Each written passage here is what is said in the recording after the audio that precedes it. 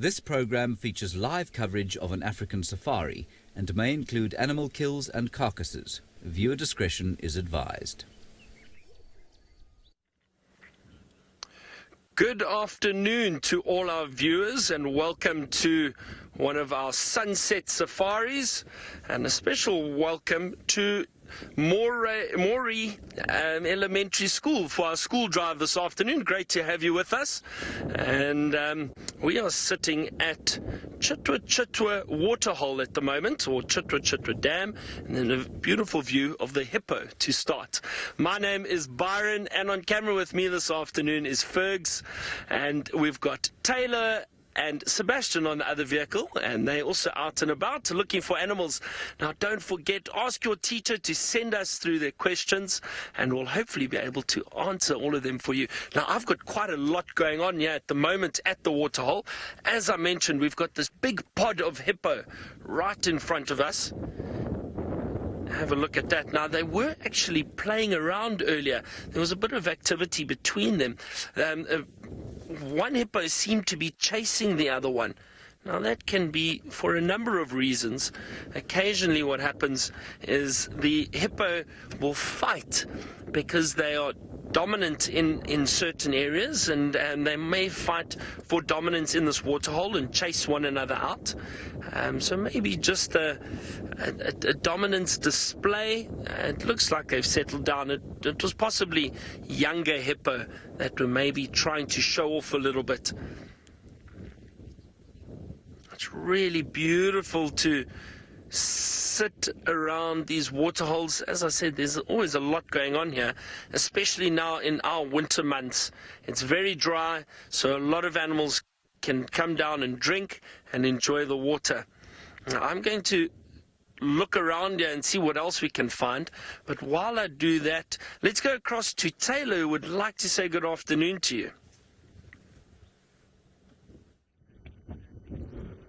Hello to all the wonderful children who have joined us on this safari, and we've started our safari off with the strangest looking animal out here in Africa, the wildebeest. And then you get me. My name is Taylor, and on camera with me today is Sebastian, and we're hoping to show you all sorts of wonderful animals. Are you excited? Are you excited to be on this safari with us?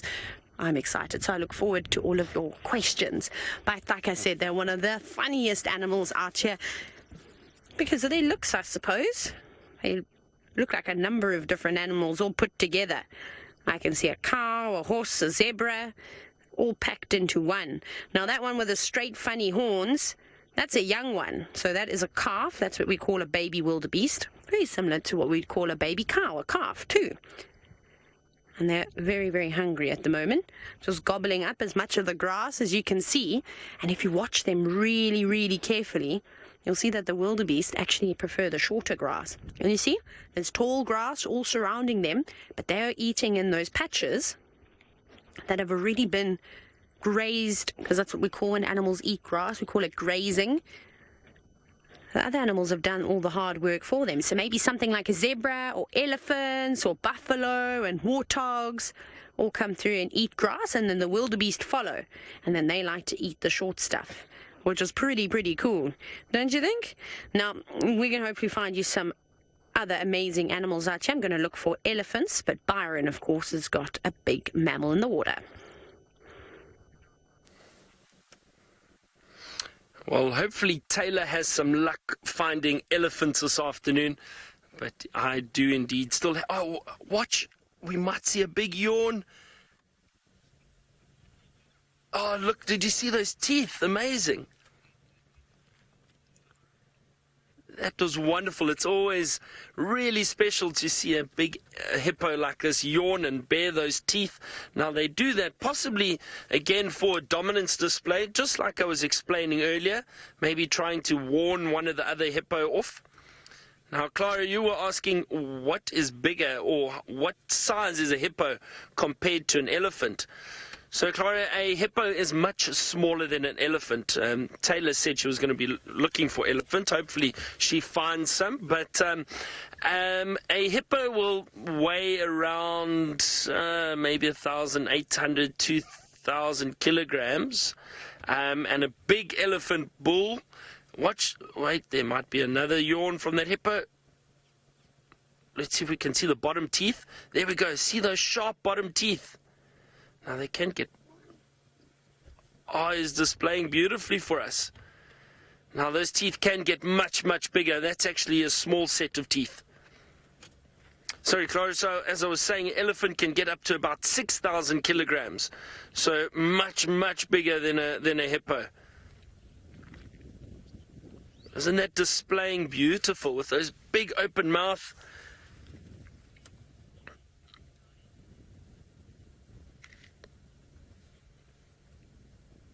Brian, you're asking, where are hippos in their food chain?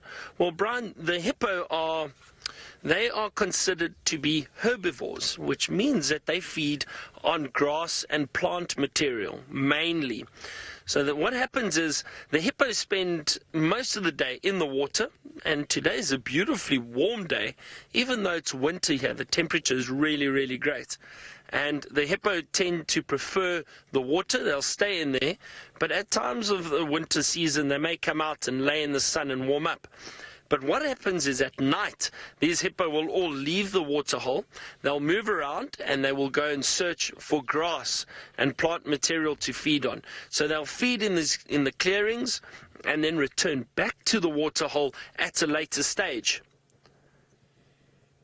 Now, in terms of the I suppose their hierarchy or where they are in their on the food chain, hippo are, because they're considered herbivores, they may fall prey to certain predators. Now, the only predator that is big enough to attack a hippo is probably the lion. Now, lions don't often hunt hippo. It is very difficult. It means, as you saw, those huge mouths and those big sharp teeth, they can easily kill a lion if they manage to bite it. So what happens is the hippo will usually prefer the water for safety, as I said, but if lions manage to get one while it is out feeding at night and surround it, and if the whole pride works together, they may hunt a hippo, but it's not easy, not at all. So on the food chain, really, because they're herbivores, they just eat grass, so they're not actually in the food chain. In terms of them hunting or looking for food or anything, but they are what we would say is a prey species. So animals would hunt them for food, well, lions mainly. Now, Carl, you're asking, would they ever get sunburn? I have heard of hippo suffering from sunburn. Now that will happen mainly if we suffer from a drought or a very dry season, very, very dry, where there's no water for the hippo to submerge themselves in, so for them to get completely under the water. Then what will happen is they will be very, very exposed. And even today, because it's winter, it's still really hot, and the sun will bake down and can potentially burn them. They've got quite sensitive skin. But interestingly enough, Carl, the hippo, they secrete like this liquid, and it acts almost as a sunscreen. It's a reddish liquid, and that coats the skin and helps protect them a little bit. If they are completely out of the water and exposed in the sun for long periods of time, that may potentially help them, but they do have to be careful.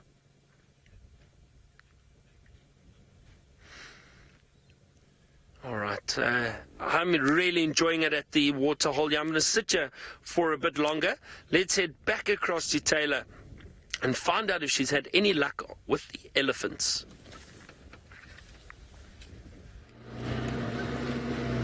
Well, we're looking at the moment.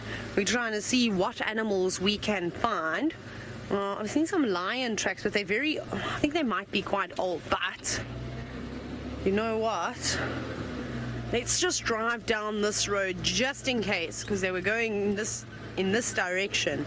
So the reason why I'm sticking my head over the side like this and looking down on the ground is because the roads are so sandy, you can actually see the tracks of the animals. And if I find some really, really nice ones, I will definitely try and show you. So one of the hardest things to learn as a safari guide is to learn how to track and trail the animals. So not only do they just leave footprints around, but they also leave their dung on the floor. And you can trail them just by that. here. What are we going to find? Now, this is a nice area for elephants. They like it here, so I'm going to scan all the way across just to see if I can see anything. And I just want to check here for more tracks. No, nothing this way. I think we must go down this road. Let's see. Sometimes safaris can be difficult because you have a plan on where you want to go, and then an animal tracks will lure you somewhere else.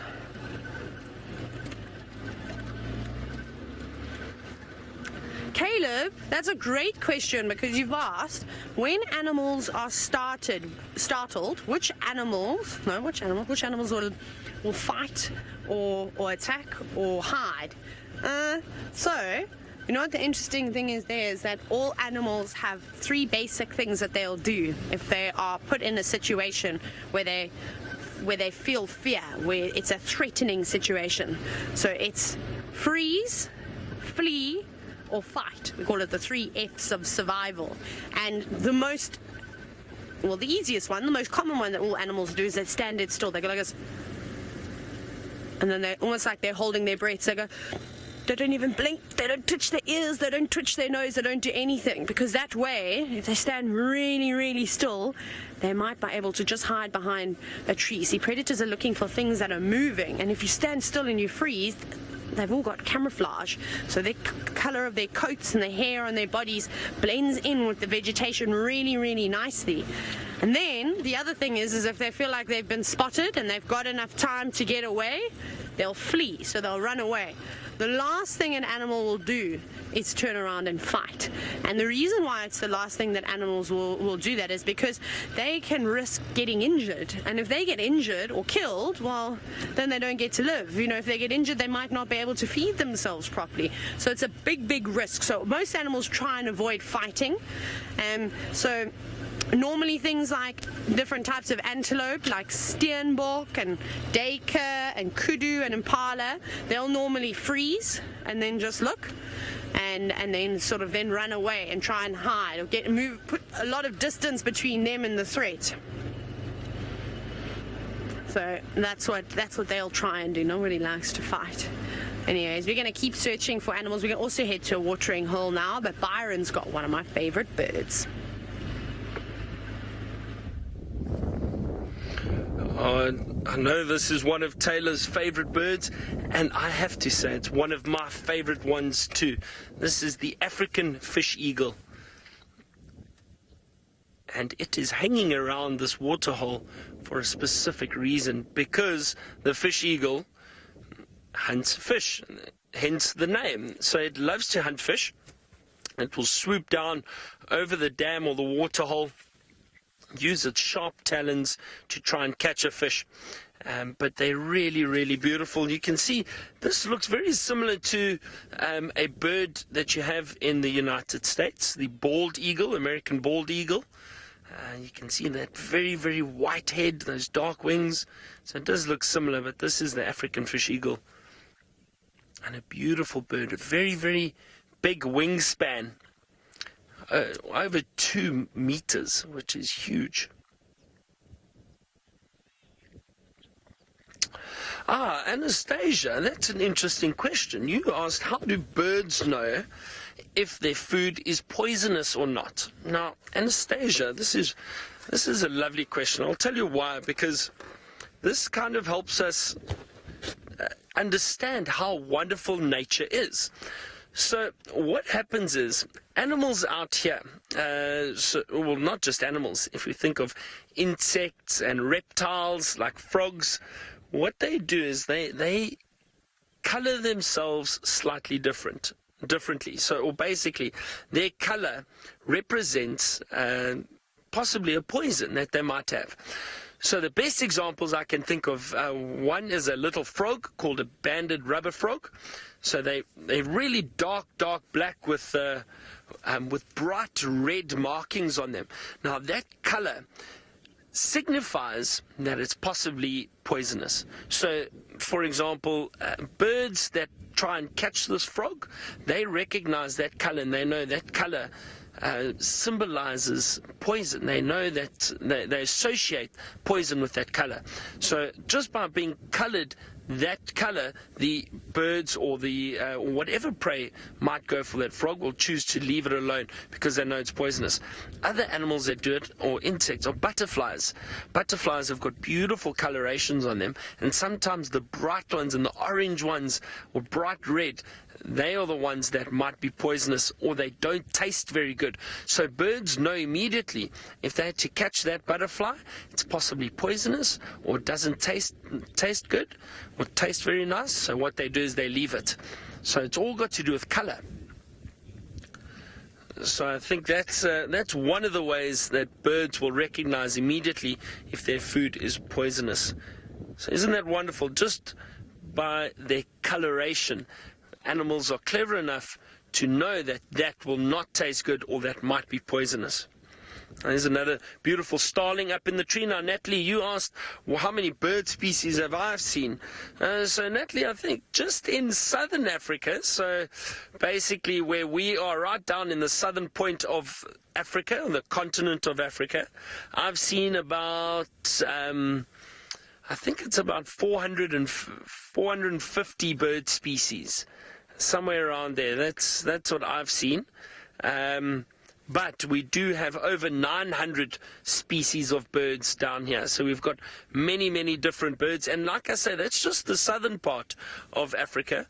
So that's countries like South Africa, where we are, Namibia, Botswana, Zimbabwe, and Mozambique. Those are all countries right down at the bottom of the African continent. I'm going to see what other birds we can find around here, but it sounds like Taylor has found a bird to show you. Oh, I'm so excited to show you these birds. They're one of my favorites. They're called white-crested helmet shrikes, and they're funny-looking things, and they're very, very quick. Now, I bet that they're super excited, and I think that they might be out foraging for some food. And one just now ate a caterpillar of some sorts. So let's see if any of them are going to find caterpillars. Oh, they're coming closer for us. Okay. Oh, wow. They're coming almost right to the car. This is so cool. Now, sometimes you can actually even call them a bit closer if you do something like this, and you should try this in your garden one day. Let's see. Shh, psh, psh, psh, psh, psh, psh. Psh, psh, psh, psh, psh. You can make sounds like that. We call that chuffing. And you've got to figure out which call the birds like the most, but normally the little birds in your garden, if you do something for just a little bit, they get quite curious and then they'll end up coming closer. So it's nice when you want to get a good view of them. And birding is really, really difficult. So the fact that Byron has seen over 400 birds, almost 500 birds, that's amazing. That is incredible. Oh, they're getting into better positions for us. Now, come on, show us how you can find a caterpillar. And these guys are really, really good at finding lots of insects. You see, they work as a team. Well, look at them right here.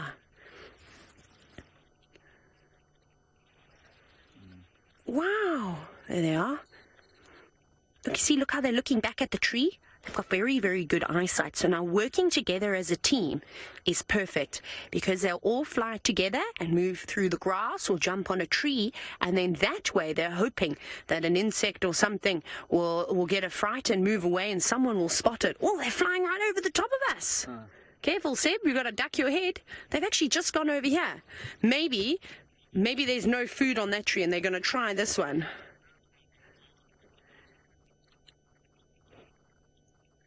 Sorry, Luke, please can I have the name again? It's a big group. There must be about 15 of them here. There's so many of them. Brody, there we go. Brody, you've asked, do I think that these animals know where they are? Yes, I think so. There we go. There's a whole lot lined up there. Look at them all. Yes, I definitely think so. But they don't normally stay in one area for a very long time. They're normally always on the go. There's one that's just jumped just behind. There we go. They're all going in that tree now. And they're definitely aware that they're here in this area. Whether they stay here all the time, I don't think so. I bet that these birds, and they're lucky because they have got wings, so they can move around very, very easily and travel very far distances. See, the animals will only hang around in an area for so long if there's food around. If there's no food around, then what's the point of hanging about? Because nobody wants to go hungry, so they'll keep moving. Now, how cool is this? I get to talk on a radio as well. Okay, copy. Thanks very much, Orbs. I'm on Philemon's cut line coming your way. I'll keep an eye out for tracks here. So Aubrey, one of the other safari guides, he's just told me southeast. Okay. We've got some leopard tracks. How exciting is that?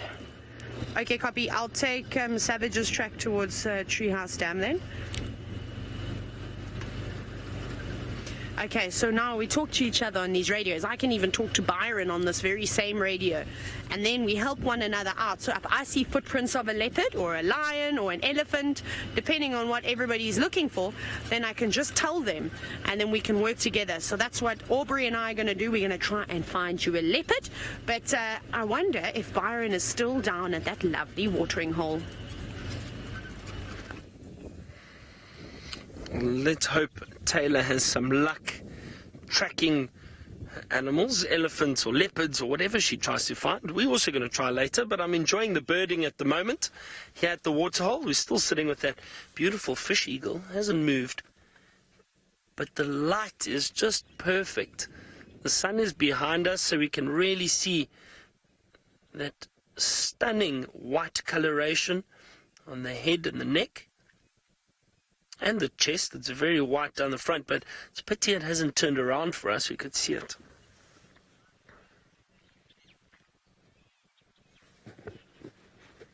Toshabu, you say you moved to the United States from Zimbabwe when you were 6 years old. Okay, so Zimbabwe are our neighbors. That's the country just basically directly north of where we are at the moment. So not too far away north. I've been there a few times. Beautiful country.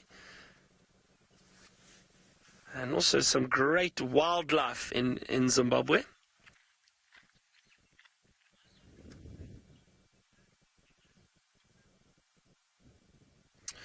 Beatrice, now you've asked a tricky question. I'll tell you why it's tricky.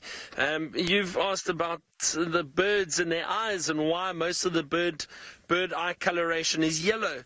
So I've tried to find out different information about the coloration of birds' eyes. Some of the predators, birds of prey, have got darker eyes. Some have got red eyes. Some have got yellow eyes. It's basically, what I've read is that it's got to do with them, with their eyesight and what type of prey they look for and how good their eyesight is.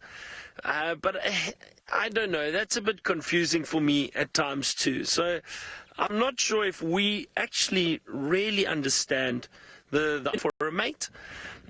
But I do think, and I've read that birds with generally a reddish eye coloration tend to look for food in water a lot, so it helps with the reflection off of the water and being able to hunt food in the water. Birds of prey I've seen with darker eyes. Maybe that helps for the very bright light when they're flying around looking for small rodents and small animals to hunt.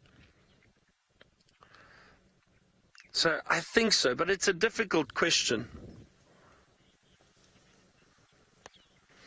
Now, Star, the fish eagle doesn't really have any predators. Maybe when it's a chick, it might have some predators and possibly something like a snake or other birds, maybe other birds of prey.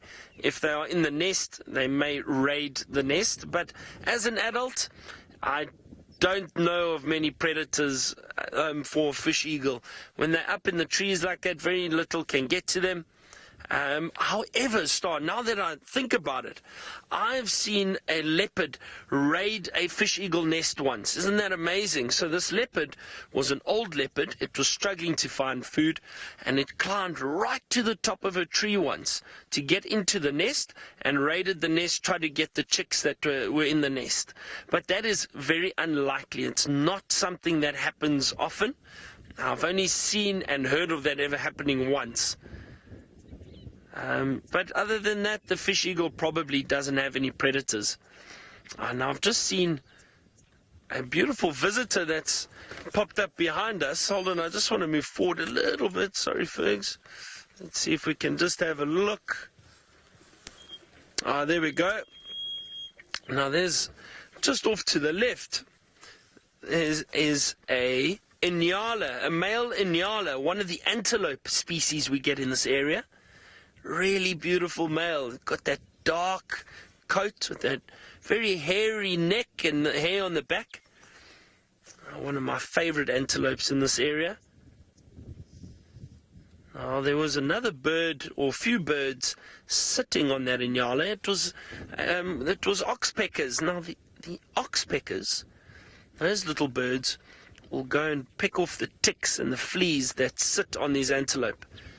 So you might see them if they fly back. I can hear they're still around there. I think they're just in the tree at the moment.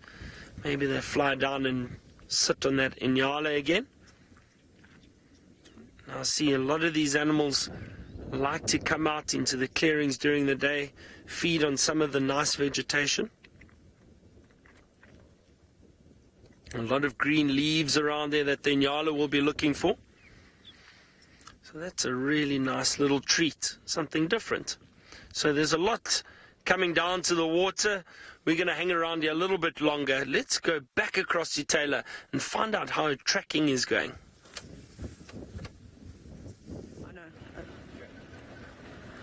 Right, so we're going to quickly stop because as soon as we were looking at birds, I just want to show you two more of my favorite. They're just down there. Our tracking is going okay. Aubrey's doing most of the work now. He's helping us, of course. So those are called blacksmith lapwings. There's a couple of them, but this one at least is giving us the best show. And it is also hungry at the moment. Everyone's very hungry. See how it's getting little insects on the water's surface? And you can see there's lots of tiny little insects if you look very, very carefully. They're all causing little ripples on the water. And sometimes they also stick their beaks in the mud to get little insects and maybe some crustaceans and things too. But they've got very, very long legs, and those are super useful, especially if you want to walk along the water's edge and you don't get your feathers wet. Because these birds aren't like ducks and geese that secrete an oily substance that waterproofs their feathers. They don't have that. So if they get their feathers wet, they've got to do it the old-fashioned way and, open their wings and fluff their feathers out and dry in the sun. And then if there's a bit of wind, then they can use the wind too. That will definitely help them. Very cool, though. Nick, we are super lucky. And the reason why we are so lucky is because our birds have got lots and lots of different colors. So, like those ones are black, white, and grey. There's another one. We get some birds that are bright blue and very, very shiny. Then you saw those cool white-crested helmet shrikes. They had all sorts of colors on them. Some of them have got blues and purples, and others have got... What other colors do we have? Some of them have got red on them. There's one bird called a crested barbet, and that's got yellow, black, and red, and a little bit of white. How cool is that? So we'll see if we can find some of them. South Africa's got very, very pretty birds. We are very lucky. Now, this is probably a male and a female here. They like to live together, and you normally see them at the edge of water, but you can also see them in open areas where there's short grass, kind of like the same spot where you saw the wildebeest. Sometimes they go there too, but they do prefer to be around water. Like I said, not because they enjoy going for a swim. There's also a lot of food around water, and they're not very, very big birds, even though they've got tall legs. Their bodies are still quite small. So they'll get lots of food here, which is quite good. Okie dokie, let's carry on though. Let's try and get a bit closer to where Aubrey is. He said he's still got the tracks, but they're going that way, going east now. Stana, you've asked how many bones does a bird have? I have no idea. I wonder if all birds have the same amount of bones. Maybe, I'm sure they will, but I don't actually know, unfortunately. I don't know how many bones a lot of the animals have, because we have lots and lots and lots and lots and lots of different animals out here. But I'm pretty sure the internet, aka Google, will probably know the answer to that. I don't have any of my big birding books that discuss bones and things like that. They've got lots though, I'm sure. Okay, we're going to keep going. We're going to get closer and closer to where the last leopard tracks are, but it seems as though Byron's got a variety of antelope. Oh, we're still watching that beautiful Inyala, but we did spot another antelope. Look at that.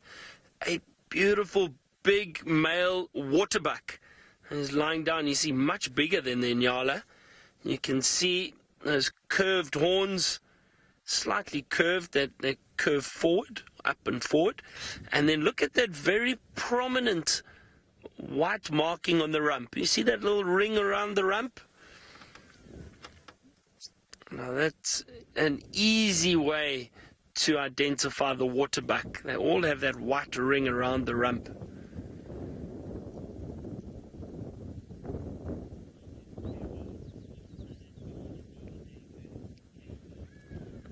And there's an impala. Now, all of you might be getting a bit confused with all these names. So we've got the Inyala, the Impala, the waterbuck is a bit easier, but Inyala and Impala sound very similar. Now, Kayleen, you asked, shouldn't this Inyala be in a herd? Well, have a look what's interesting. The Inyala is by himself, the Impala is also by himself, and that waterbuck was by himself. Now, all three were males. Now, often what happens, Kayleen, is the males may move around by themselves from time to time. You may see them in what we call a small bachelor herd, where it's just the males together. But then what they do is they move around and they'll try and look for groups of females. So it's not unusual to see a male animal like this, or a male antelope, to be by itself and walking around. And who knows, at some point he'll probably meet up with some other males.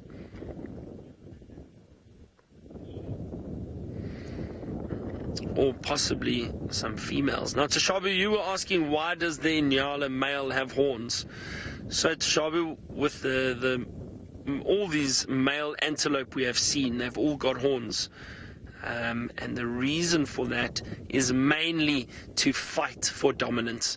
So they've got these big horns so that they can hopefully look very impressive to attract a female, but also if a male comes and tries to fight them for their territory or for their females, the males have these strong horns and they will fight one another. So that is mainly the reason for the horns for all these antelope. It can be for protection too, possibly against a predator. I have seen antelope try and use their horns to protect themselves, or kind of almost stab a predator that's trying to hunt them. They'll use their sharp horns, but usually the main reason is purely to fight one another.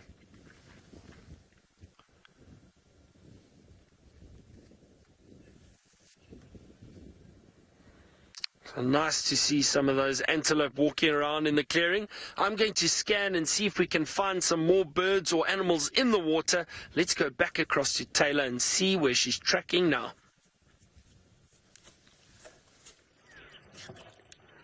I'm listening.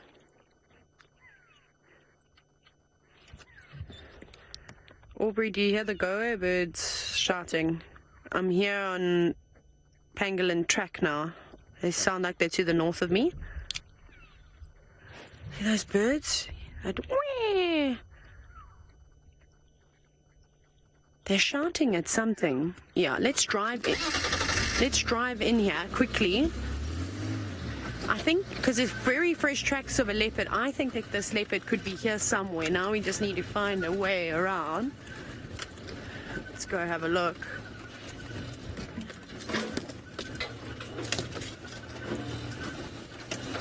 Normally what I would do is I'd actually get off of the car.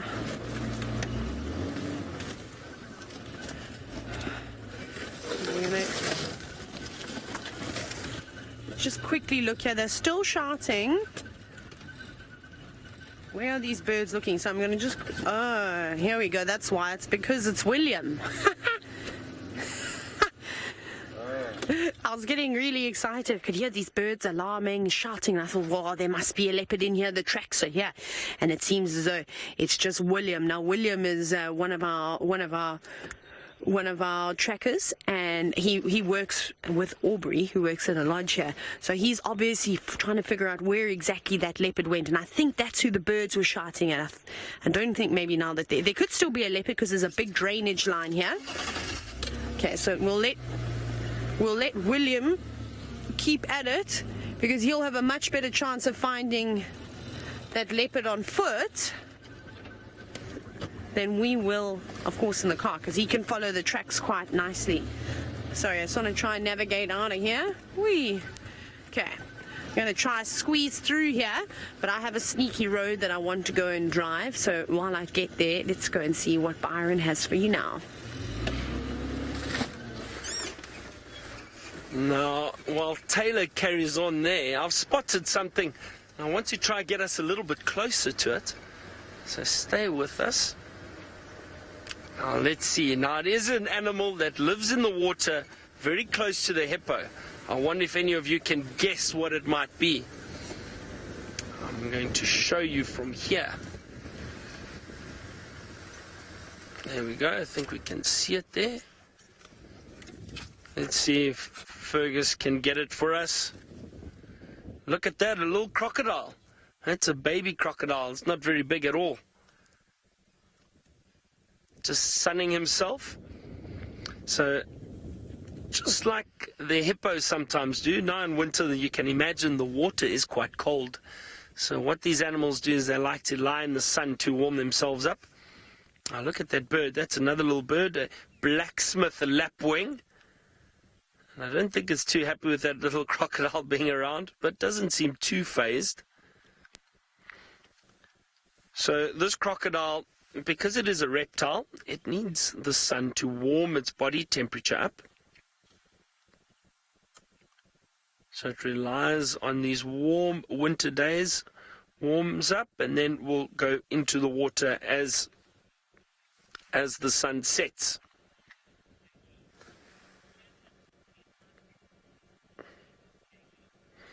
Now, Kayleen, I've never ever heard of an animal getting hypothermia in winter. Definitely not out here. Now, our winters are really very, very pleasant, very mild.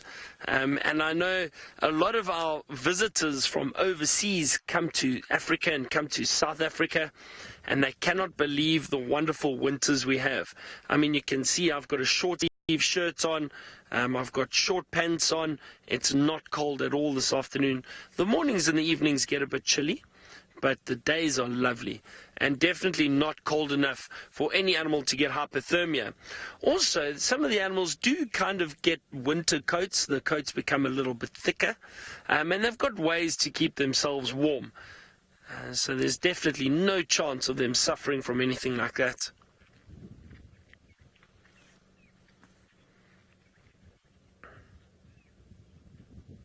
Clara, I've never heard of a crocodile getting sunburn. They've got very thick skin, and those scales, obviously, or the it's not quite scales really, it's just very thick hide or skin that protects them. But crocodiles, I've never heard of them getting sunburnt. They fortunately have that thick skin to protect themselves. So all it does is it helps them stay warm, I suppose. Well, it warms up and then they'll stay warm, if that makes any sense.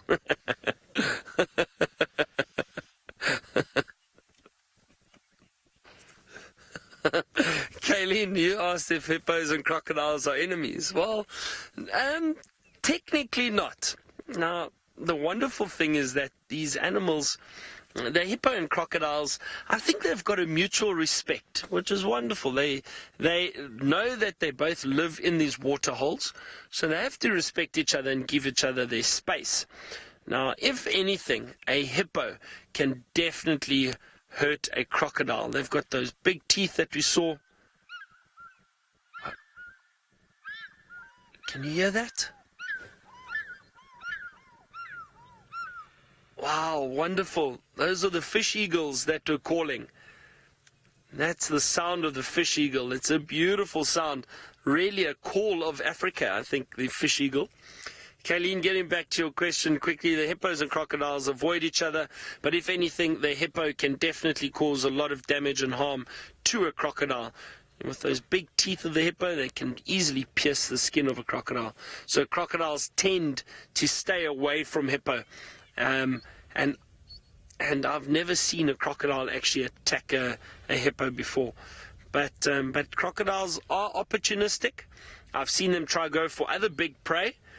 But usually in the water, it's almost this unspoken respect that they have between each other, and they tend to just stay out of each other's way.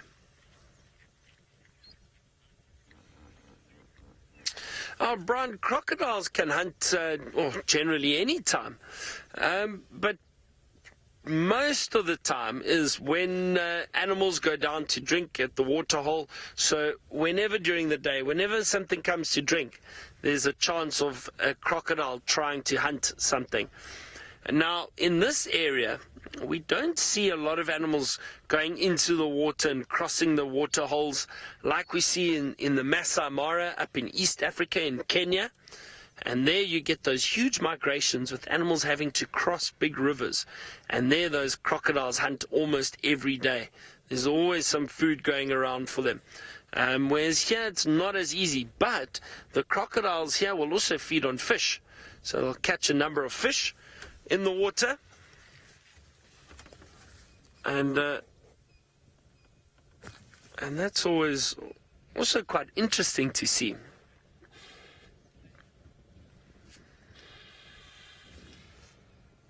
All right, I'm almost finished, I think, with sitting at the Waterhole here. We'll give it a few more minutes, but let's head back across to Taylor and see what she's up to now.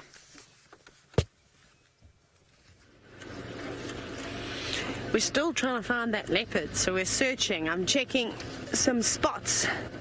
So if I was a leopard, I would be here somewhere. But now we just need to try and find her. So like we know, William is off of the car trying to track the animal on foot and hopefully find it. And we'll just keep going around this spot to see if any leopards kind of pop out. We've got to check very carefully. Now, Brian, you've asked, how do I know if tracks are old or new? Well, it's a lot of experience. You have to have done it for a long time to understand why a track is fresh and why it isn't. So you look for things like any insects that have crawled on over the track. If those insect tracks belong to a nocturnal creature, so nocturnal means anything that comes out at night time and kind of hides away during the day. So if you see things like that going through the track, or if there's lots of wind blown, or you can use tire tracks, for example. I know pretty much what tracks were on the road from this morning's drive, and then if I see any fresh ones on top of vehicle tracks, I know that they're fresh. But again, it takes a lot of practice, it takes a lot of experience. It's not something that you can learn pretty much straight away. It takes a very, very, very long time, and then to try and follow the tracks is even more difficult. That's what we call trailing. So trailing the animal's footprints and then finding it, or any sign that it leaves sort of behind. Sure, this is a perfect area for a leopard. Wonderful. Right, well, here's one animal that you can have a look at just before we say goodbye to all of you. Up top over there, and in Nyala, and there was a whole family of them here, and they love to live down in the Strange Line. But I hope that all of you who joined us on the school drive enjoyed it and learnt lots. I bet you learnt a lot and got to see some really cool animals down at Chitwa Dam with Byron. But from all of us here at Wild Earth, we hope you enjoy the rest of your day at school, and you must behave and remember to brush your teeth and do your homework and all those wonderful things. But for the rest of you, well, I'm going to send you back to Mr. Saroe.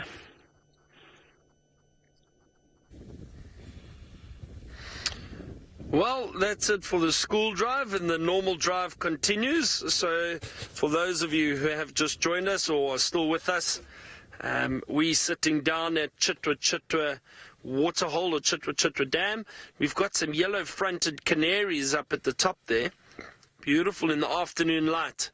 Now don't forget, please send us your questions and your comments at #SafariLive. Via Twitter. Otherwise, you can comment in the YouTube box under on the YouTube channel. And it's great to be back. Thank you, everybody. I know a lot of messages coming through already. It is so good to be back. It's been a while. It has been a while. Been all over the show, I suppose. But came up for a visit last week, which was nice. With Christine, we came through and visited for the day and saw a little bit of behind the scenes, and then we went back down to Londolozi. But it is great to be back in the guiding seat. So, yeah, thank you again for all the messages. And we've had some great birds here at the Waterhole. As I said, all yellow-fronted canaries. I don't think I've ever seen so many together before. There was a whole little flock that flew up into the tree. Some of them have flown off already. And then the fish eagles were calling earlier. Blacksmith lapwings have been around. So there's been a lot of activity here, which is great. Hippos, again, as usual.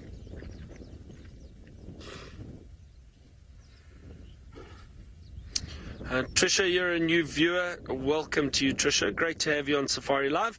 And you asked, is this live? Yes, it is. It really is live. So we are currently sitting in the middle of, the greater Kruger National Park. So on a game reserve known as Djuma in the Sabi Sands. And right up in the northeastern part of South Africa, that's where we are. And it's a beautiful winter's day. The sun is shining. It's not too cold. It's a little bit breezy down here at the Waterhole. There's a bit of wind blowing at the moment. Not too bad. But and there we get a little beautiful blacksmith lapwing and a three-banded plover. That little one on the left, you can see those bands very, very clearly. That's the three-banded plover. They're always around waterholes. Oh, that's beautiful. And the Egyptian geese are there too. There's a lot of bird life here. I've been sitting around the waterhole for quite some time, so I think we're going to leave fairly shortly and go and explore a little bit more and see what else we can find. I know there have been some requests for leopards, so we will we'll try our best. A lot of people are sending me questions about Hosanna, and you'll be very pleased to know we did actually get to see him. I found him one afternoon last week. I think it was Tuesday or Wednesday. Found Hosanna on Londolozi. It looks like he's kind of moved down there. I think he's still quite nomadic, so moving around, potentially looking for areas where he can settle down. But he is still young, so I don't think he's going to be setting up territory anytime soon. But he's looking good, looking very, very healthy. He had a full belly, had fed the day before. He was up to his usual antics. Well, I remember when he was a young leopard, he used to try and catch terrapins, and did terrapins and tortoises when he was struggling to hunt, when he was by himself. Him and his sister Shungile, but he did seem to have fed earlier, so that was, I think, more just playful behavior from a young leopard. And he was moving around. We got him sitting up on a rock. We had beautiful views of him, so it was great to see that young leopard. So for those of you who were concerned about him, he's doing really well, just moved into different areas. So hopefully we'll get to see some other leopards around here. All right, I'm going to leave Chitwa Dam though. I'm going to go drive around and see what else we can find. Let's go back to Taylor and see what she's up to. We just heard an orange-breasted bushshrike. Now it's gone. I don't know where it went, and I was desperately trying to pinpoint its position so that I could try and show it to you, but I didn't even see it, I'm afraid. Wait, let me just concentrate here. Go down here. How nice is it to have Byron back? Hey, I bet you're all very, very happy to have our man from down south, from Johannesburg. Hey, came all this way to see Butsero. You'll have to ask him. Well, is he wearing, I forgot, I didn't even check, is he wearing his super tight shirts? Is he flexing? It's nice to have Byron back in camp. I can't wait for the teasing to begin, because you know it will start.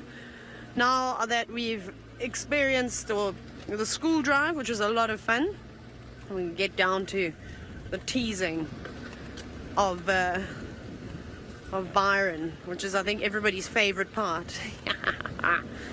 So we're not really having much luck again, but I'm also not surprised. I'm just checking through here. Tundi's around. She's been moving through the day. Wait, I'm going to squeeze.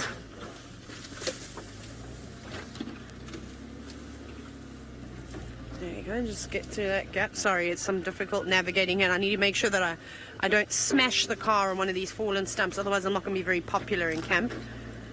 Seeing as though jig has just been fixed, if I break it again, I'm sure I'll get myself into quite a bit of trouble. So yeah, so we're just going to have a look around. I'll probably, knowing me, move out of the area after a little while. Oh look, there's Esmeralda. Esmeralda, the emerald spotted wood dove. All spotted wood doves get the name Esmeralda. Top right, there we go. Beautiful birds, all fluffed up. Huh. The wind's not working in your favour, is it? Oh, the sun's going to be on that. Beautiful. I think, was it, what is the most common bird species? Or was there something before that I missed? Sorry. So Seanak, sure. An emerald spotted wood dove is fairly common. You see them around, you hear them all the time too. Turtle doves, crested barbets, go-away birds, the various starling species, well mainly the Cape Glossy, the greater blue-eared and the Burchell starling are the more common ones. They're definitely around. The hornbills, yellow and red-billed hornbills, they're very, very common. The list is endless. We're very lucky with the populations of birds out here. They are definitely not few and far between, except when I'm trying to find them on a safari. Then I promise you, they become like magicians and vanish. It's impressive how they do that. Okay, so we shall carry on.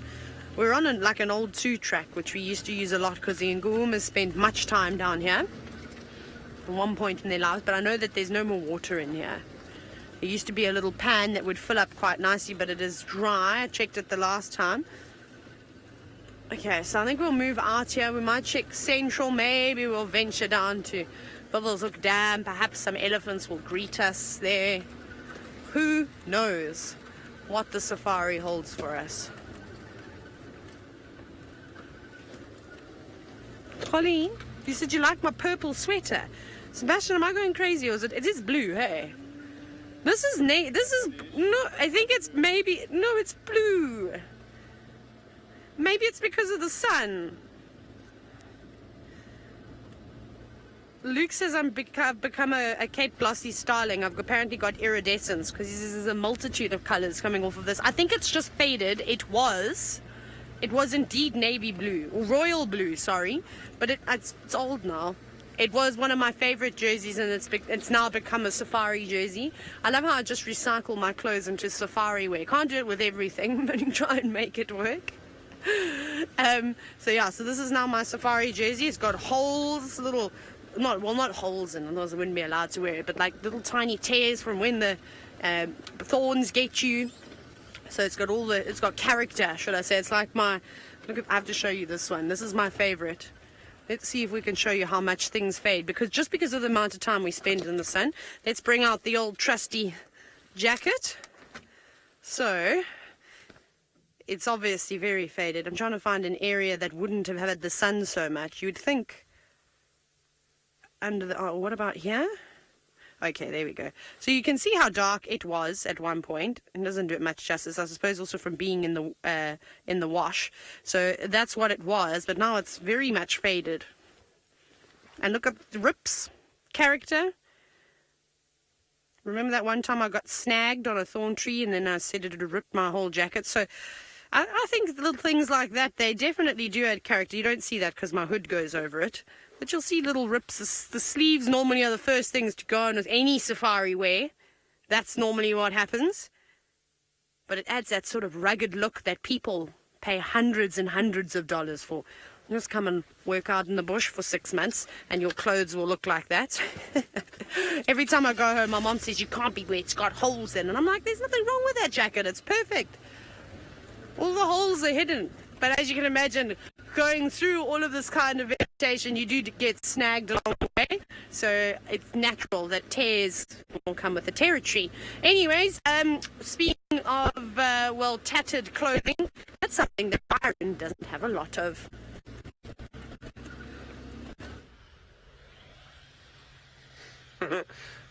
Taylor, now I am definitely no fashion model, that's for sure, so my clothing's not attractive.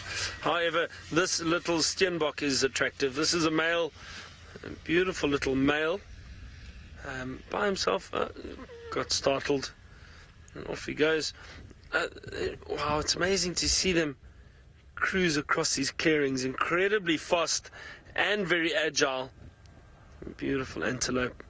I'm sure there is a... Well done, Fergs. That was great. Nice to see them run like that. Now, there's probably a female around here somewhere. They generally stay in pairs, the little steenbok. But this is a nice area for them. They won't stay very close together. They won't stay right next to each other. But what will happen is they will stay in the same area. And then the... well, they actually are quite territorial, so they'll stay within that territory. And this little clearing is perfect for them. So there's good food for them to eat, and they actually don't need a lot of water. And they get most of the moisture from the food, from the plants that they eat. Right, just disappeared behind that big log. Beautiful antelope.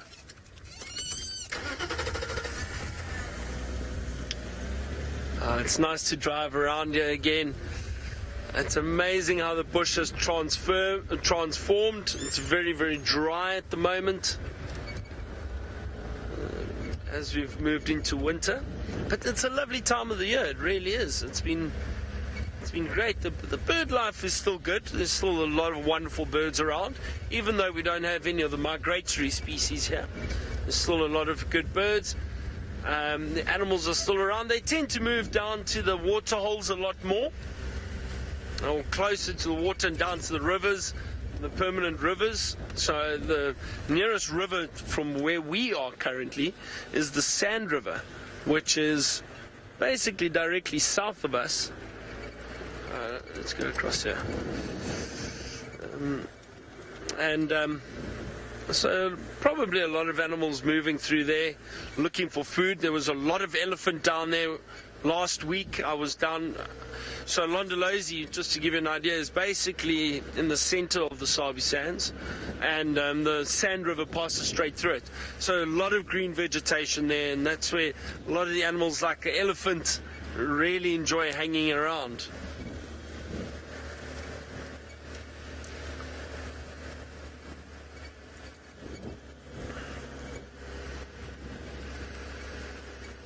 But we'll see what we can find. Even if it's nothing too big, maybe we find something small. It's always nice just to drive around. You never know what you're going to bump into, especially on these cooler winter days. Predators tend to be a lot more active on days like this. Anyway, speaking of which, let's go across to the flying purple people eater, Taylor, who's got a purple jersey on. Let's see what she's up to. The flying people... What? The flying purple people eater? Goodness gracious. I suppose I'll take on that character today. Dun, dun, dun, dun.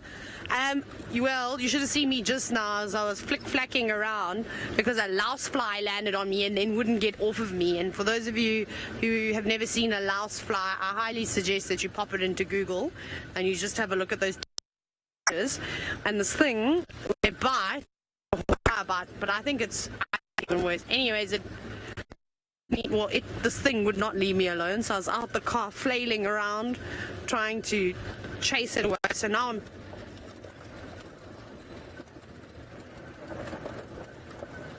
sorry, I think the gremlins are trying to get me, so while we navigate towards Buffelshoek Dam, I'm going to send you back to Byron. Oh dear, so hopefully Taylor gets her signal sorted out. But that's all right. Just hang around with us for a while. See what we can find here. I'm trying to see if there are any interesting little birds.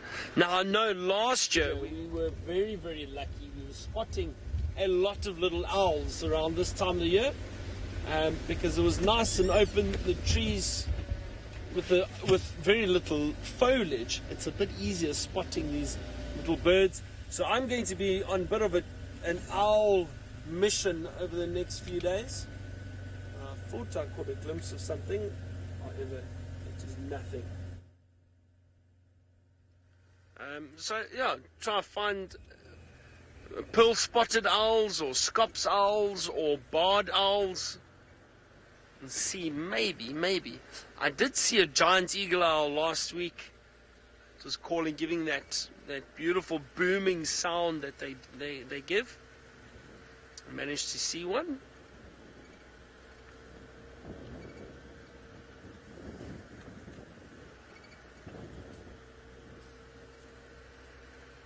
It is really a beautiful afternoon. Now, a lot of you have been asking where I've been and what I've been up to. So, very fortunate to have done a wonderful trip recently with one of the Safari Live viewers, Christine. She came out on safari, her first time to Africa, so it was very exciting. And took her to Rwanda to go and view gorillas, which was a really amazing experience. And then we flew back down to South Africa, and we went to safari at Lozi, which was also very wonderful, very special. I got to drive with my dear friend Judas, who's the tracker that I always mention, that I worked with for so long. So Judas and I got to drive together again, which was great fun. And fortunately, we found a lot of animals, so that's always good. It's not nice if you do a safari and you don't find much. Kind of like we're doing now. We haven't found too much yet. But as I always say, it's too soon to panic. And it's still early. There's a little squirrel. Or there was a little squirrel. Just running in the road. There's a squirrel and dwarf mongoose. I'm going to see if I can get a glimpse of these dwarf mongoose for us. I just saw, sorry, that squirrel ran, there we go. So the squirrel ran into the tree and the dwarf mongoose. Let's see if we get a glimpse of another one running across the road. See, so there are always interesting little creatures around.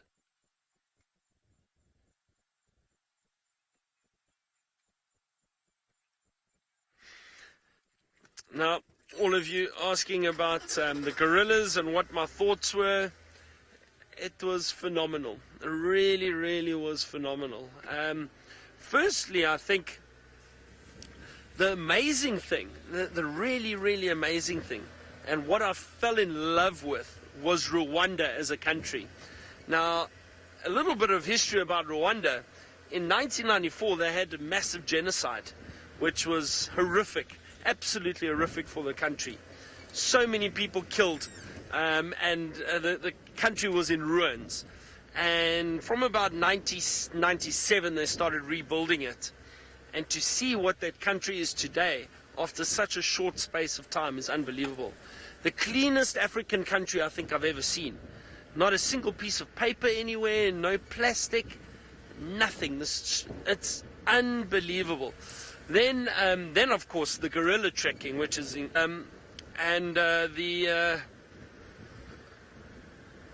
trying to think now. The trek itself, it's so funny. I actually need to tell the story because I think, and if Christine's watching, she'll probably appreciate this too. So she was quite worried about the trek initially because you have to obviously climb mountains to go and view these animals, and you've got to walk sometimes for a short period of time of about 2 or 3 hours. Other times it can take you 8 hours.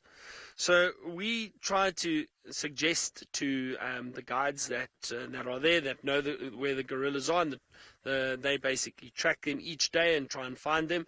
Now the interesting thing, the gorillas are not territorial, so they'll move all over. So it is difficult to find them, and you're not guaranteed. However, we try to ask that we try and go to one of the families that are lower down on the mountain, but it doesn't always work like that. So we ended up trekking for about 5 hours before we found the gorillas. And we did have an amazing view of them, and we sat with them for an hour, and it was very, very special. Everything from a small little baby about this size, which was hiding behind the mom a lot, but we did get to see it, to one of those big, beautiful silverbacks, the big males, that basically control the troop, the family. So it was wonderful to get to see them. And then we spent an hour with them, and then slid back down the mountain. I say slid because it was very muddy, so we didn't quite walk back down. We slid all the way. I may or may not have landed on my back a few times, but there's no photographic evidence of it, so it never happened. But it was really a wonderful experience. It was so wonderful and so incredibly amazing. It's a must. It really is a must. But we did have a lot of fun. So it was a good trip. All right, let's go back to Taylor and find out what she's found. I think she's got a bird to show you. We do. Our friend the grey heron is back at Buffelshoek Dam. It's really nice to, of course, see. I'm just looking.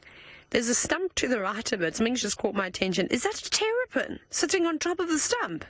I think it is. I can see that very long yellow neck. That's quite funny. Just enjoying a suntan, a nice perch to also dive off of, you know. In typical terrapin fashion, they always seem to get back into the water fairly quickly and in quite a spectacular way. Now, this morning, we were at Chitwa Dam while we were watching those hippos. Just after we left the dam, I actually ended up noticing some big barbel moving around. You could see, I've completely forgotten what the sensory organs are called. What are they called that come off a full of catfish? At the bottom lip. I've completely forgotten the name, but I do know the word. Anyways, I could see those coming out of the water. And I wondered, if they're at Chitwa, we must have something similar here, and hopefully this heron is going to catch us a fish, but it doesn't seem to be fishing at the moment, unless it's just doing the standing still technique, which I suppose they also do, but not actively fishing right now. Remember that one time we came through and it was pedaling in the water, and I was so confused because I'd never seen a heron swimming like that out in the middle of the water. And I was commenting and I was saying that's a very, very clever fishing technique, because who would suspect a duck? Hey? No one. Well, at least not out here. And of course, those little heads that you'll see every now and then popping up in between the ripples, those are the terrapins. But it is always good to see the grey herons. Adrian, yes, this was where the goslings were. Where they've gone, I have no idea. Do you know what I was thinking? I suppose this is actually not a very suitable area for the Egyptian geese. And the reason why I say this is because Egyptian geese are big on grazing, very big on grazing. But, as you can see, as Seb's panning, there's really not much grass around here. And for those of you that have ever played golf in South Africa, you would have seen that the golf courses are plagued with the fish eagles, and that's also because it's perfect for them. There's often watering holes and there's nice short green grass for them to eat. So maybe the Egyptian geese did just move away to a more sort of suitable area. There are, of course, a couple around here. Every now and then you see them, but I haven't been seeing too many Egyptian geese at this dam. But there are lots and lots and lots at Chitwa. What else is happening? Goodness, we've got all the birds. We've got three-banded plovers, black-smith lapwings. Very popular in that corner there. Planes and trains, I don't know the answer to this one. Can you believe it? I don't know how many birds I've seen in my life. I keep saying that I'm going to sit at some point and count them all. But to be honest, I can only concentrate for about 5 minutes. And I'd probably only get through about 20 pages of my bird book, and then I get distracted, and then I'd start something else, and then I forget. So I haven't got a clue. I'm almost certain I've seen well over 400 birds. I did quite a bit of birding in Zambia, and I think I added about 100 and something birds to my list while I was there. Maybe about 100 birds to my list, which was quite cool. And then, of course, in Kenya, although I didn't really do too much birding in Kenya, I definitely added added a few more there too. And then in South Africa, I've been really lucky because I've been up here in the Sabi Sand, and then I've also spent, of course, a lot of time on the east coast, the southeast coast, and right up to the east coast of South Africa. So I've added a few birds from those areas too. And on my holiday, I'm going to Cape Town, so hopefully as I climb up Table Mountain, I don't know what sorts of birds I'll see there. Maybe some rock jumpers, I'm just guessing, I don't know. Maybe some pipits and larks and things like that. So I'm going to have to chat to a friend of mine who's from Cape Town, and he's big on birding, and he often travels around and mountain and all these different areas, and I'll have to ask him for some advice on what special birds he's seen along the way there that I could potentially add to my list. So maybe on my holiday, if it's a rainy day, I'll take my bird book with me, and of course try and count the birds. But anyway, somebody who has spent a lot of time counting birds is of course the man that tweets like one.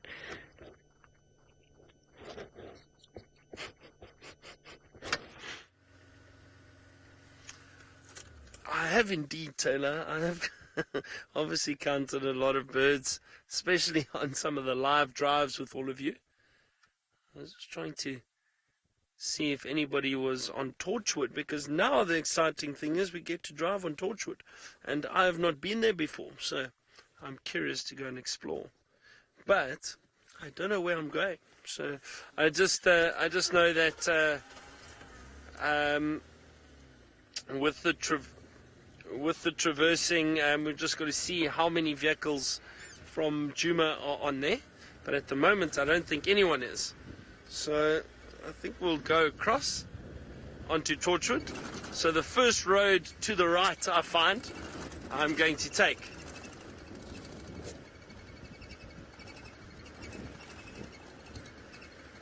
When that is, I don't know, but we will soon see.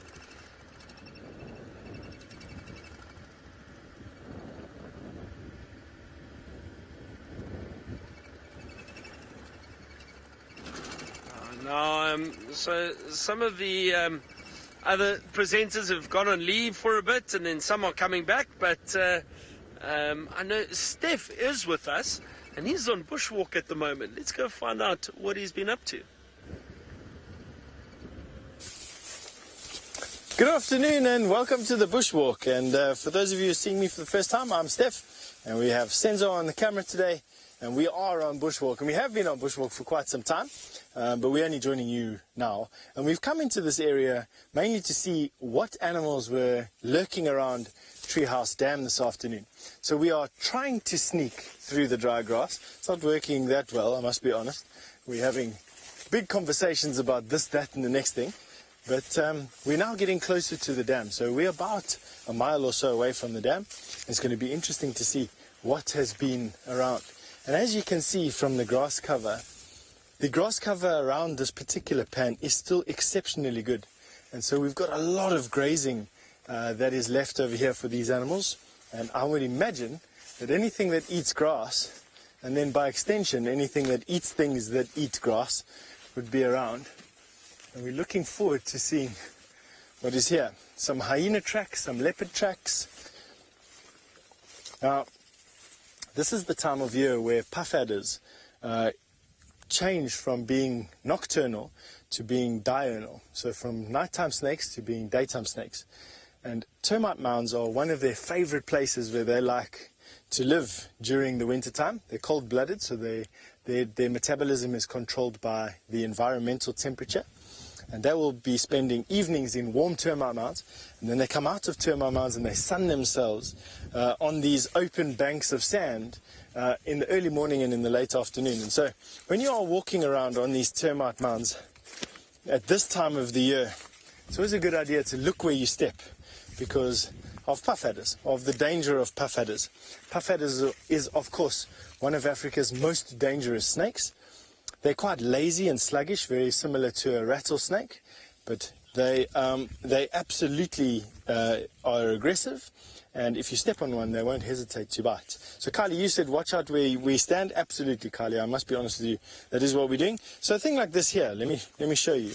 So we walk up to some grass here, and as you can see, there's some holes. So what I would try and do is avoid grass tufts, something that a snake that relies on camouflage and concealment would be next to. And so I would step into the bald patch of sand and come around, and then make my way directly away from these termite mounds, so that we put some distance between us and where these snakes are likely to occur. Now, how many times do field guides like myself get bitten by snakes out here?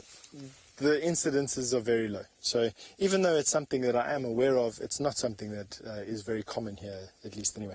Right, I'm going to be sending you off to Taylor. I'm going to carry on walking here.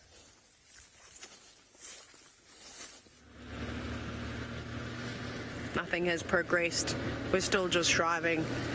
I'm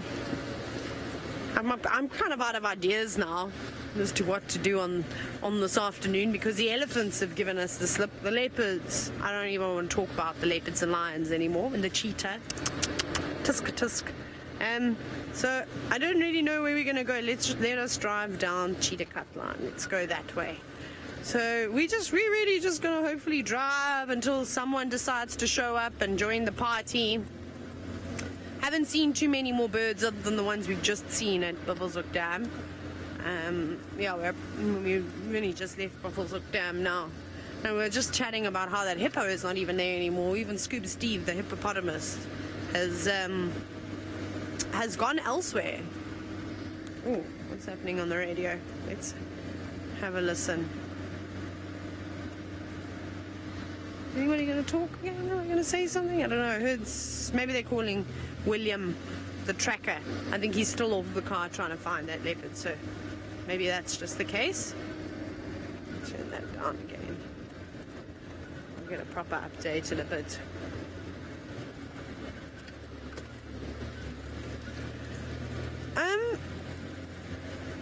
Now, Lara, who've asked about if anything preys on our predators. Hyenas, I suppose, eat everything. But I mean, I'm trying to think, there's no actual predators that specifically go and search out to eat other predators. Maybe you could push it and say raptors eating little mongoose, dwarf mongoose, because they're carnivores too. They're little predators. I don't know what a predator is, but a predator. But otherwise, I mean, lions don't go out searching for cheetah to eat, or leopards, or jackals and things like that. You know, they obviously don't like them because they're competition and may kill them in the process. But unless, I think they're absolutely desperate and starving, the chances of them eating the predator is very, very slim. Something like a hyena, however, does not discriminate. It just eats everything and anything, and even its own kind sometimes. So no, I personally can't think of anything. Again, then you could go with the raptors eating snakes and things like that. Maybe honey badgers hunting snakes as well.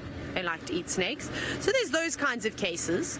But I mean, like, there's not just one specific animal that specifically seeks out a certain type of a predator species. Yeah, I hope that answers your question. Okay, I really like this road. Just because it's sandy, there's grass on either side of the road, and then of course it's littered with big marula trees, which are absolutely stunning. Now, Byron was talking about popping onto Torchwood. Let's go see if any plans have developed.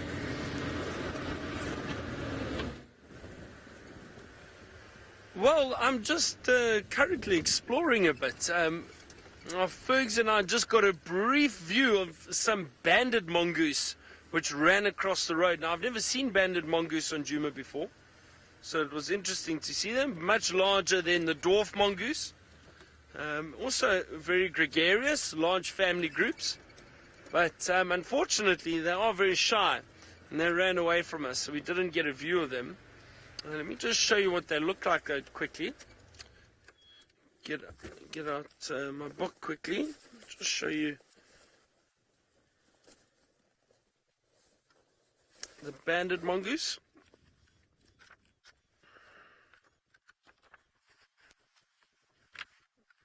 There we go. They can get. The one that we saw looked really big. Maybe just a large adult male. There we go. Is that better? There we go. There we go. That's the banded mongoose. can see they've got those bands on them, but they are much bigger than the dwarf mongoose. But the one that I don't know, Fergs and I, when we both saw it, it looked very strange to us and looked really big. I don't know. Hey, Fergs, do you think it was... It looked very, very big. But the thing is, there was a number of them that ran around there. Now, the only other mongoose species, the big ones that we have in this area, white-tailed mongoose, but we would recognize that very easily with a big, fluffy white tail. And that one's mostly nocturnal and not in family groups. I don't think those others are... there's a large grey mongoose. I wonder, let me just see if they are gregarious at all. I've never seen a large grey mongoose. Let me just see what they say here quickly. Okay, so...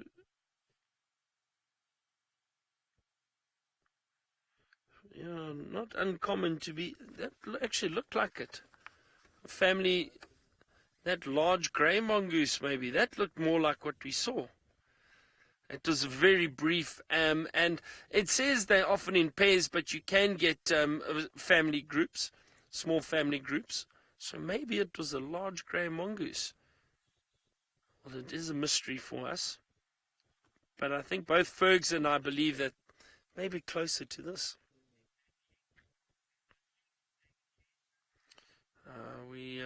I mean, it was a brief little flash of a mongoose, but it was large. So, the one great thing about being in this area so often and working in these areas is that we pick up on animals and we can identify size and shape very, very easily. We could tell it was a mongoose straight away, the way it ran. But the thing is, it looked really big. So I think it was actually that large grey mongoose. Interesting. I've never seen one of those before. Take care. You asked if the mongoose dig with their front or back legs. So most mongoose species, they dig with their front legs. So if they need to dig something out, it's always with the front legs. Very sharp claws, and they'll use that to dig. Just like the meerkats, which we don't have here, but the meerkats or suricate, they are found in drier areas, dry conditions, semi-arid to desert. They're expert diggers. I've seen them dig holes this deep to get down to a scorpion and dig a scorpion out and feed on it. So incredible diggers.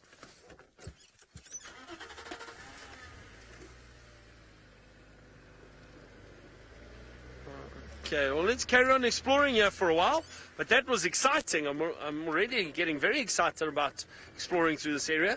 Let's go back across to Stefan Bushwalk and see which way he is heading. We're still heading to Treehouse Dam, but we were just having a conversation about how exposed we feel now that summer is here. Oh, well, now that winter is here and the bush is starting to die down. How exposed we are. We lost our ability to hide ourselves. And how we're seeing impala and duiker and steenbok running away from us at about 100 yards. And how different it is to summer where you can get really close. But the marvel that we're having a chat about now is the fact that leopard and lion will very often only start their charge to an animal at about 5 yards away. Now, if you think to yourself, I need to catch dinner tonight, because if I don't catch dinner tonight, I'm not going to have enough energy to catch dinner tomorrow night. And the longer this goes on, the less energy I'll have. And so the less I'll be able to be able to catch food, and eventually I'll die. And how these animals overcome these obstacles and challenges. Leopard's coat pattern, that disruptive patterning that stops their profile from being seen. The whiskers, which allow them to silently gauge how they move through the bush, so they don't make as much noise. Lions, the fact that their skin color is almost exactly the color of this grass, and the fact that they hunt cooperatively and can together cut off escape routes and just make it that much easier for themselves to catch food.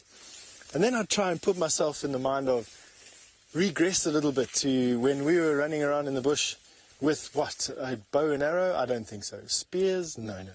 I mean, we were eating roots and berries, trying to dig things out of holes, eating termites, porcupines, hares that you caught with sticks, and how proficient those early or more primitive man was in the bush. And you just have to have a respect. You know, myself, I've been living in this area here for more than half my life, and even now I'm astounded at the level of skill that these guys had in being able to provide for themselves. And how, you know, have we lost something? Have we lost our respect to our connection to the land? Have we lost, I don't know, I suppose down there there's a rabbit. What I am looking at now is you're going to see if we can find a little spider. I'm looking forward to seeing a jumping spider. Jumping spiders create these little hollow nests in these grass. This one is actually the web of a different kind of spider, probably a brown widow.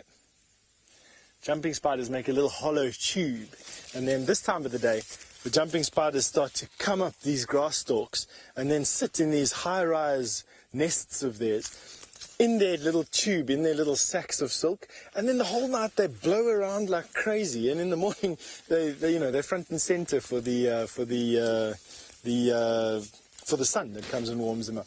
Let's go and have a look at this, Mr. Senzo. So here we have ants or termites that are feeding up this marula tree. I just want to see if they're still active. You can probably come this way around, Mr. Senzo. Oh no, they're not even termites. This is quite interesting. This is the feeding sign of frass, and it might be termite. This is made up of, oh, there's the termites there. So this is termites. They are flighty little fellas. I'm not going to disturb them too much. Okay, so that's about as much as I'm willing to go down. But have a look at that. So what they've done... All right.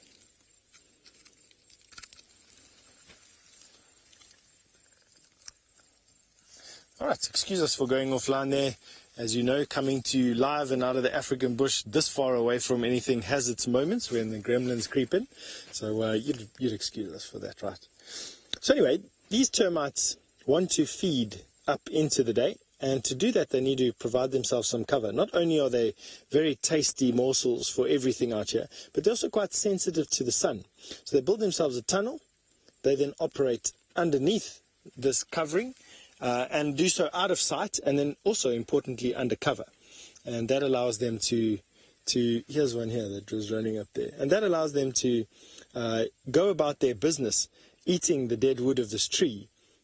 These are harvested termites. If you can put a shade. Oh, excuse me. Yeah, there. Yeah. There we go. Senzo, there's one coming there now. So Senzo is absolutely right. He said, put the shade, then they'll come out of their hole. So you managed to see one there. Now you would have noticed that ant, or that termite, not an ant, that termite had no black on it. It was pale. And that is why they need their covering. These termites don't have any melanin. Melanin absorbs UV. And that is why they need the covers. Pretty cool, eh?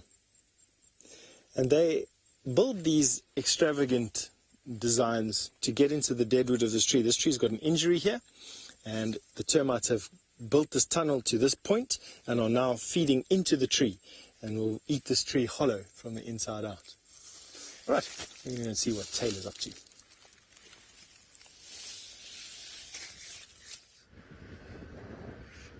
Oh dear, it sounds like we're losing Taylor quite often. I think it was Taylor that we were just with. That's alright. Not to worry, we're just scanning around, seeing what we can find.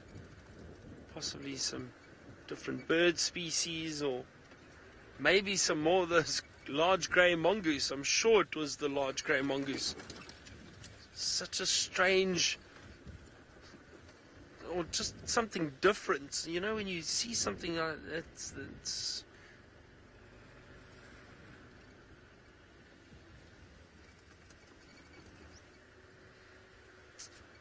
Tula Ann, hello Tula Ann, so nice to hear from you again. I hope you are well. Tula Ann, I wasn't gone for that long. I was only in Rwanda for about 5 days. It wasn't very long at all. So I didn't get to miss the animals too much. And then we were on safari again. And I've been on safari to many different places over the last few months. So luckily, I've been seeing a lot of animals. I haven't missed anything.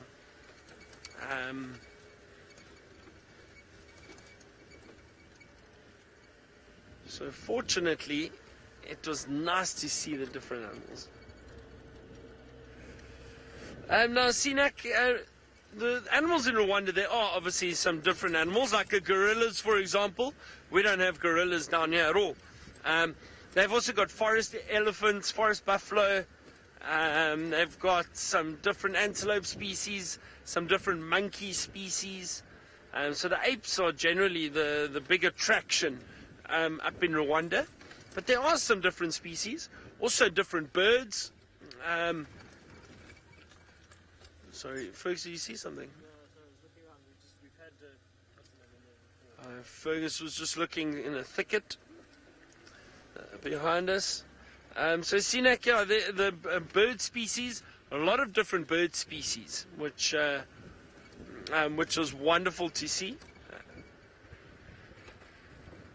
And also some of the migratory species that we get here that have migrated north for the summer, they were up there, so that was interesting.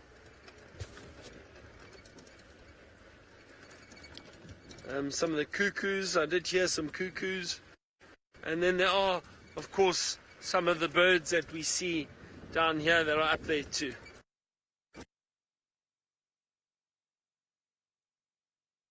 Now, oh, what was that? I thought I saw something move. Just give me a second. I think, what was that? Just want to double check. I just caught a glimpse of something moving through here. And as I was saying, these drainage lines are ideal for animals kind of hiding. Predators might hide down here. You know, it's a perfect little spot for them to hide. Okay, well, I'm just going to have a look here for a brief moment. But while I do that, let's go across to Taylor and see what she's up to this afternoon. No, but I've thought of a plan. When I say we, Sebastian and I, because he has no choice but to come with me, we're going to go and fetch the buffalo horns. I thought we might as well just take one thing off the list, that's what I'm trying to say. So we're going to go fetch the horns. We're now on Central. We're making our way towards Shortcut Galago. And then we're going to collect the horns. We're going to try and transport them. We will drop them off on the side, close to the camp. And then we will, for them, a suitable home for them, which I'm sure will be in the tent. But we'll need one of the strong, strapping men. Thankfully, Biceps Byron is back, and he will probably be able to carry them with one finger like this, balance it, those horns. Go and take it back to the tent. Maybe he'll even spin them around like this, like a basketball. So video to follow.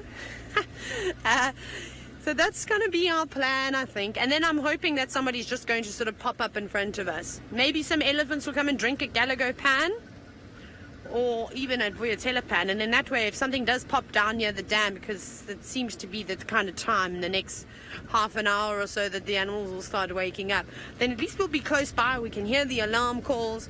Because let's be honest, how many times, just as the sun's about to set, do we hear, or we get information from camp going, the birds are going ballistic, they're alarming, or there's a nyala barking, and we're always so far away. So I thought, you know what, today I'm going to catch these animals out, and I'm going to stick semi-close to home as the sun sort of goes down, and I'm going to catch them.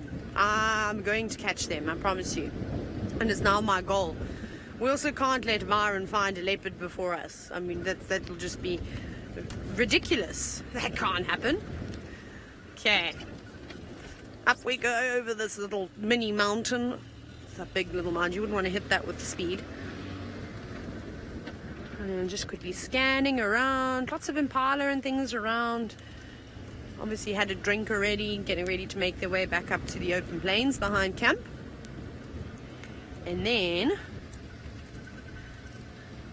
yeah, I don't know. I'm enjoying it though. It's nice out here. Anyway, somehow Steph has managed to find an insect of sorts. See if you can see this insect. You may or may not be able to see it. Can you see it, Senzo? So Senzo says he's shaking his head. He says, yes, you can see it. You've got a praying mantis in your viewfinder, a grass-like praying mantis. And if we watch carefully, every now and again, the praying mantis will sway and twitch like it was a twig in the wind. So that's not the strength of the wind that's doing that. That is just this young praying mantis basically trying to mimic a stick that is blowing in the wind, trying to stay hidden, and in so doing, trying to stay undetected. It has seen us. They've got brilliant eyes. So it's trying to stay undetected from us and not hunting anything. But this time of the day, these praying mantises will be hunting insects. Insects' best defense is to stay hidden and unobserved, but very difficult to do with these guys. Let's see if he watches my finger here. There you go. Really cool. Ken, you say, how on earth did I manage to see this? I was looking down and it just so happened to jump across where my foot was. So I happened to see it move, but it is incredible, isn't it, Ken? Look there, acting more like a stick, reacting to my finger. There you go. Going to hide it a little bit. Moving in darts and fits, and that's because insects really battle to see, some insects at least, really battle to see at the same speeds we do. And so by an insect arriving in a sudden fit and a spurt, you're either going to startle it or it's not even going to know that you're there. And that's what these insects are hoping to do. All right, we've got some large mammals to show you with Taylor.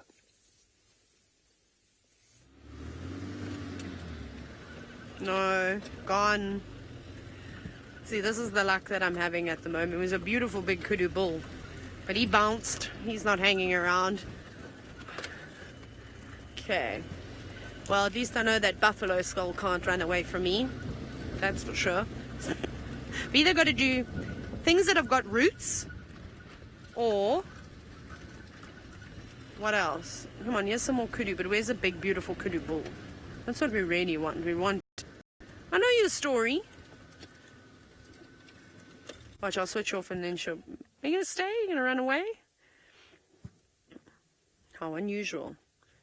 A kudu that did not run away from me. My goodness. No, she's turning away now. She's not hanging around for too long. At least she stopped for a little look. Those massive ears. I know, I think it was Steph this morning that was talking about the roan antelope with the big floppy ears. They're quite funny, but a kudu comes close too, especially when they're young. When they're adults, they obviously are a bit more proportion. However, those young kudu calves are just so precious with their really, really big ears. Very nice. There's also some in Nyala, just in and amongst. You'll see. I always think it's always nice to see the various members of the tragelaphid family. Here he is. There's one. All moving through together. So cousins. There's a female kudu. You can see how much big the cows are, the kudu cows are compared to the Inyala bulls. Impressive. You know what, Seb? I think if we go around there and we try and roll down, we might actually get some open gaps. Let's quickly see. And I think we might see that kudu bull again. It's going to open up a little bit. We'll try and roll down. Yeah, this should work quite nicely.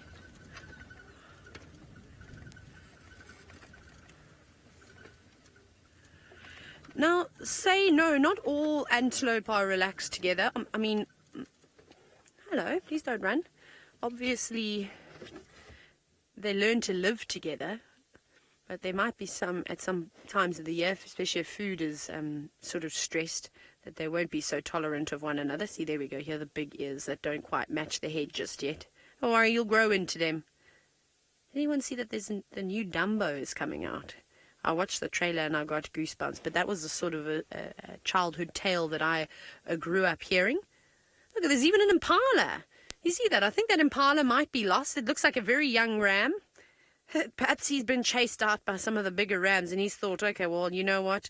These Kudu and Inyala, they don't make for bad friends. At least they watch my back and they don't try and fight with me.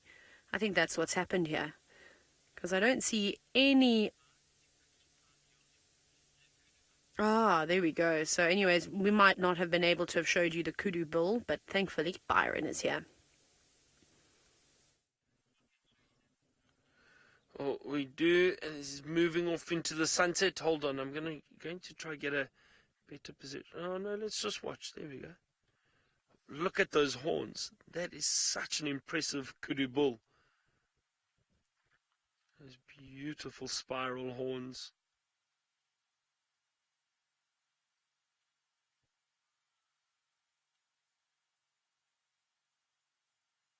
Sure.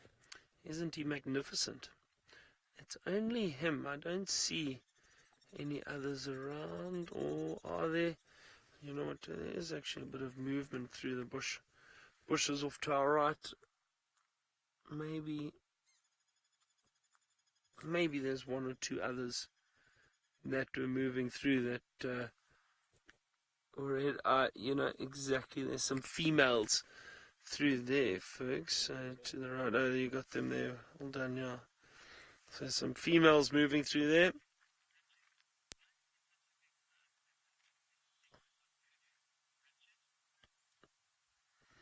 Now, Richard, the size difference, you know what, those female kudu are pretty big. There's not such a huge size difference. I mean, look, with all antelope species, generally the males are a bit bigger, but they're pretty close. They're pretty close. They're not too far off. And the thing is, the males do have those bigger necks. They are a bit taller, and they've got those beautiful big horns, which the females don't have. So, Richard, the reason for that, again, one is to attract females. Big, beautiful horns makes the males look more impressive. That will attract the females. Then also, again, for fighting. They need to fight off other males to mate with those females. So that's why. But again, and the size, the bigger the male, the more chance he has of mating with the females. So, to warn off or chase away potential competition of other males. But generally, they're pretty close in size. There's not a huge difference. It's not like a tiny little antelope and a big antelope. They're still pretty close. You can see immediately when you see a female kudu, you can tell it's a kudu. It's very easy to identify them because of their size. They are quite big. There's a grey go-away bird calling behind us somewhere. Well, we just did a quick little loop on Torchwood, but I'm heading back towards Djuma now, and we'll see what we can find on that side. I'm not sure where the elephant have gone. Haven't seen any signs. I'm looking for Ellie's, but let's go back to Steph, who's on bushwalk, and see how it's going. I'm so happy that Taylor got to show you the kudu. Shame. She's every now and again you have this luck where it just feels like you've got this exclusion zone around your car, and everyone else can be seeing everything else, and where you drive, everything is just being repelled the entire time. The luck will eventually break. It's what happens. We're walking on this road. This is an old access to a hyena den. The hyena den off of Philemon's Dip. It doesn't get used anymore. It's not part of the normal game drive roads. But the one thing that the Sabi Sands has that is better than any other place I've ever been in ages, or ever in fact, is the best sand for holding tracks. Now, I know Ralph has been on a bit of a tracking episode with you over the last couple of weeks, leading up to him going on leave, and he's been wanting to show you a bunch of tracks. And I thought that I'd add to his collection for you and just sort of extend what he was doing with you. And so I've come onto this road to see if we can see anything of particular interest. And what we've got here is a genet. We've also got some sign here. So this is a genet from last night. Now genets have tracks that are basically round, 4 toes, 1, 2, 3, 4, with a back pad that sits tight up in the toes. So it's a pretty round track and about the size of my thumbnail. So if I put my thumb in there, you can see my track, or the track, just in there in the soft sand. So this is a genet. But now have a look at this. You can see these stripes on the floor here. Senzo has very kindly taken away the evidence which will allow you to see what made this. But this is a very common track around here, this shushing that you see here. And you can see that it's completely different to any of the other tracks that we've seen here. These lines, parallel lines that are usually in an arc, and usually quite close to grass. And what that is, it's the evidence of wind blowing the grass. So wind has been blowing the grass backwards and forwards like this and has created these fantastic stripes and has swept the area clean. So as the wind was gusting through here, it then cleans up the bush and leaves all of these signs here. Now, Shan, you'd like to know, where did I learn how to track? Shan, it's just one of those things that you take interest in as you develop your skills here in the bush. I must be honest with you, it's the thing that's been the hardest to learn. I don't have a natural aptitude for tracking or for being able to think like an animal, so tracking is incredibly difficult for me and has been incredibly difficult for me. Whereas others and other of my friends pick it up, and the local Shangaan people that live in this area have the most unbelievable tracking aptitude. You know, like you just have families that are good at art, or families that are good at music, or families that are good at dancing, or science, or whatever. For the most part, the Shangaan families that I've met here who are active as trackers come from families that are exceptional trackers. And they really just have the most amazing ability out here. So, Shan, to answer your question there, it's just been a bit of trial and error. I wax and wane in my interests with tracking. For me to progress with my qualifications in this particular field, I actually have to get a tracking qualification that is going to take me a substantial amount of time to get. For gifted trackers, it takes 9 to 15 years to get this qualification. For me, I'm expecting it to take until I've been in the bush over 20 years for me to even come close to what these guys are needing me to do. I still find it astounding as to how they manage to do these things. But, you know, we will get at it, you know, a bit of perseverance, as they say. All right, we're going to be sending you over to Taylor, who's got a vehicle, apparently, that looks like Mad Max's vehicle. It resembles it. Sorry, I'm just squeezing through a little gap here. I want to make sure I don't get the... Oh, did I come the right way? Yeah. Please don't be a stump. Sorry, everybody, I'm just having a quick... Okay, so I've just got to concentrate as I go through here. Anyways, this is the buffalo skull. If you were watching yesterday, you would have seen that on bushwalk, no, I've gone the wrong way. I found this carcass, and there must have been a sighting here, because there's an old tree track that goes all the way in. Now, the fact that this buffalo skull dwarfs the tire is unbelievable. This is a big, big, big tire. It's heavy. I struggled to pick it up and put it on here. I struggled. Seb had to help me lift that from this point. How did we get out of here? No, I think I was going the right direction. Okay, we're going to have to find another way through now. So all we're going to do basically now is just drive sort of at camp and drop it off at the sign, and then carry on with our safari. But I had to go get it. I had to do it. Oh my goodness.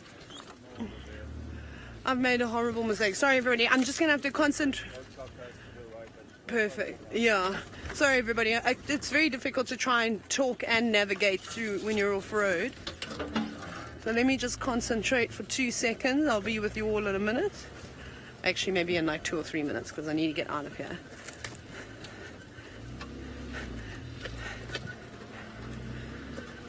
Okay, cool. We're gonna try and get out of here and try and remember my way. As you can see, it's a very difficult spot. I have no idea where I'm sending you to.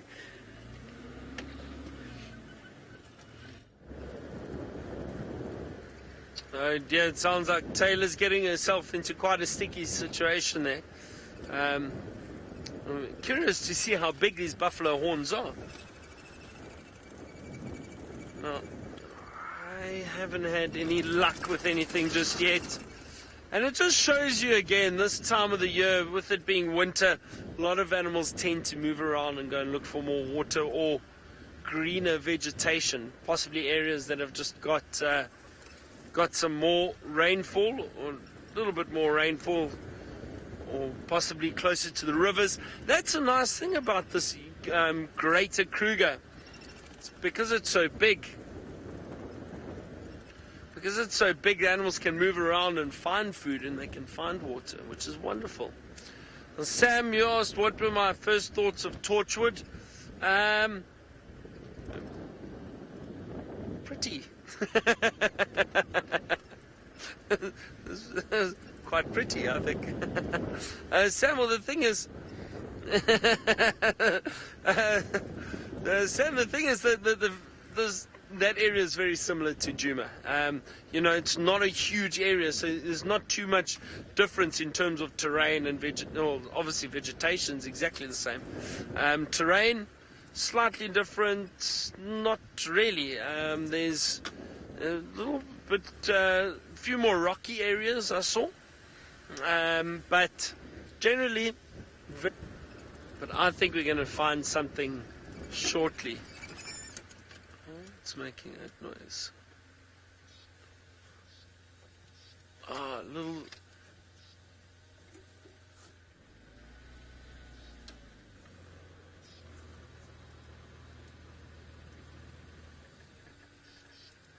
Oh, sorry, I think I lost you there. There's a southern black tit up in the tree. Can you? I don't know if that angle is okay for you, Fergus. Do you think we can get him up there?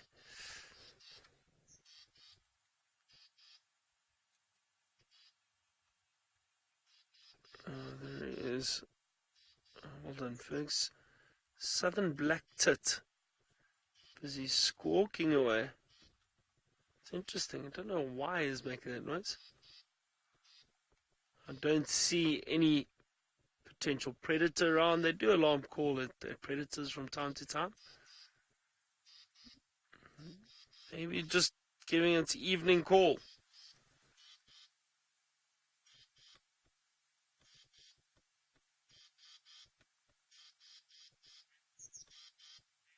Beautiful bird. Can you hear him squawking away? What would you call that? How would you describe that sound? It's like a shrieking, rattling, squawking. I don't know. Let's listen for a second.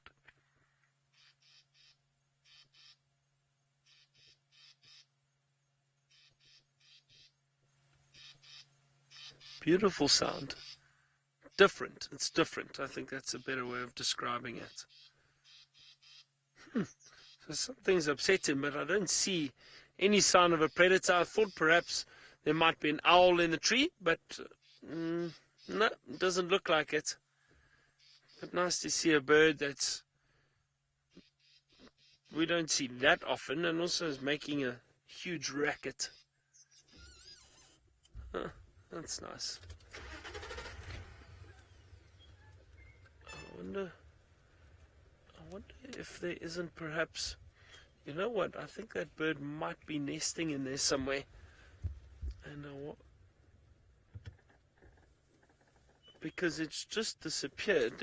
Sorry, I just want to show you this quickly. Let's just have a look, because that bird did disappear into that trunk, or the branch rather. So folks, if we go in, it was round about here. Up there. Let's just have a look and see if it pops out again. Maybe that's why it looked like it went in there somewhere. So maybe that's why it was making such a racket.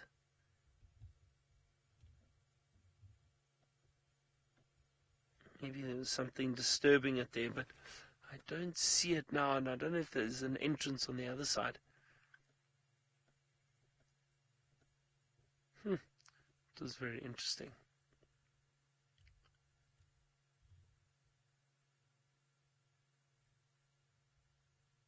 Well, seems to have disappeared.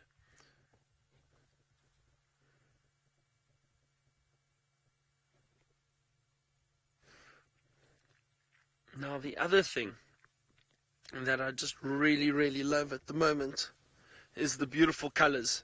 Just have a look, and I mean, because of we've got this beautiful sunset at the moment, and all the leaves, these brownish greens and yellows, wonderful, wonderful colors. And look at that sky at the moment.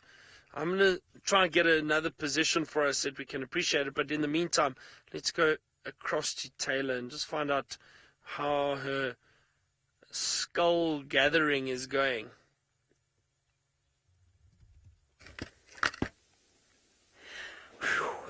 I'm exhausted.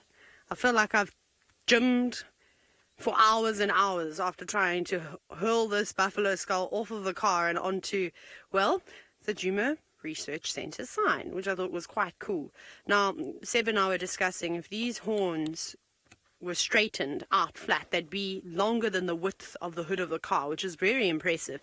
So I thought we'd leave them here, maybe see if Steph sees them and sees what, and well, to get his opinion if he comes on home and passes through here. And then on our way back, we'll, well, obviously transport them back inside. And then this will be a new feature at the tent. I actually can't wait for James to come back so he can have a look, but we will measure these horns and see how big they are, because that is a very, very, very impressive buffalo. Well, he was a very impressive buffalo. That is crazy. I can't believe that. I almost want to find another buffalo skull just so that I can compare the two, just to show you what like a normal sized buffalo skull and horns look like. Because even his head just looks massive. Everything about this thing is enormous. Okay, so that's done. Off we go. Oh, Jason, I don't know how old that buffalo was. I mean, it's hard to tell the age of a buffalo when they're alive. But now that you're trying to ask me to age one that has no skin on it anymore, is exceptionally difficult. He was an older bull, we'll put it on there. He was probably on his own. He was probably a Duggar boy, not with the breeding herds anymore. His tips of the horns weren't very sharp. They were blunt, but they weren't very blunt. They weren't like a real old buffalo bull's horns that are like almost completely smooth. There was still a bit of a sharpness to them, but didn't have the sort of sharp sort of tips. So I don't think he quite reached the end of his time just yet, but he was definitely a fully grown, mature buffalo bull. Incredible. Like, that's really, really special. Wonderful. Okay, well, we're going to have to tell Steph that he needs to go past the Djuma Research Centre sign so he can have a look at the buffalo horns and so he can get his opinion.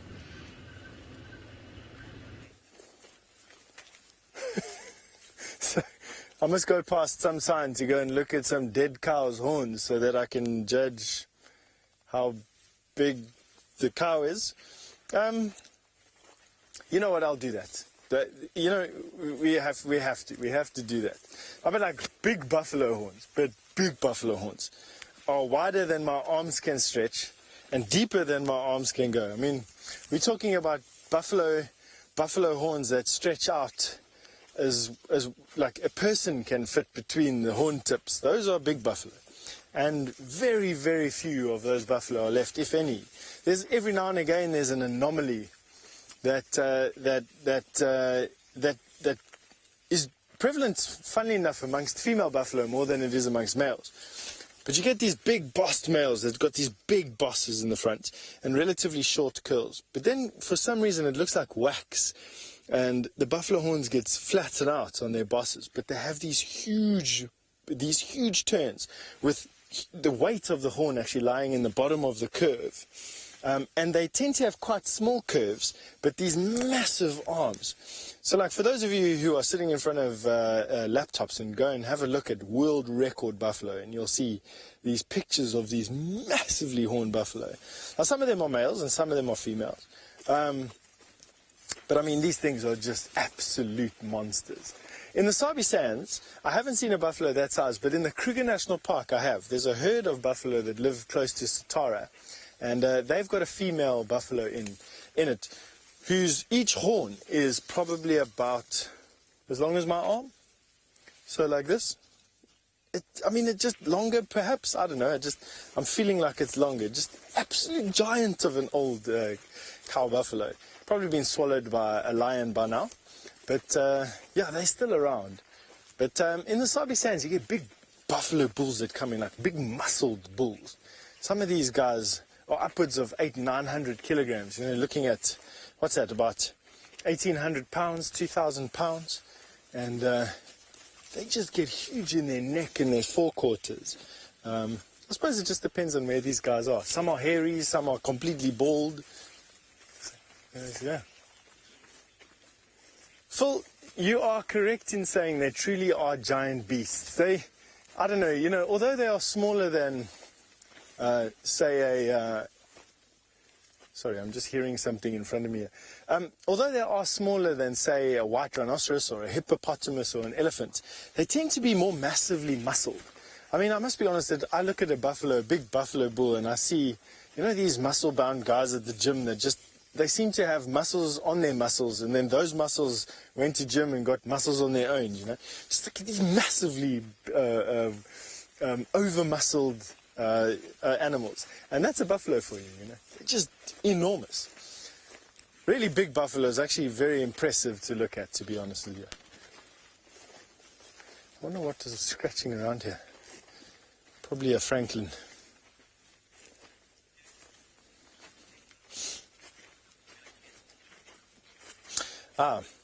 Dances with dirt. You've asked an interesting question. Are the big giant buffalo examples of giganticism?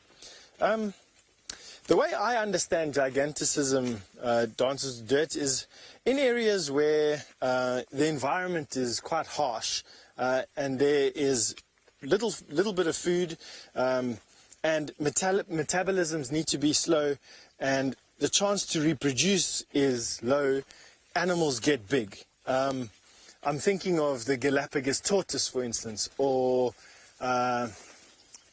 anything that grows up in these properly harsh environments gets massively big. So is that the case with the buffalo?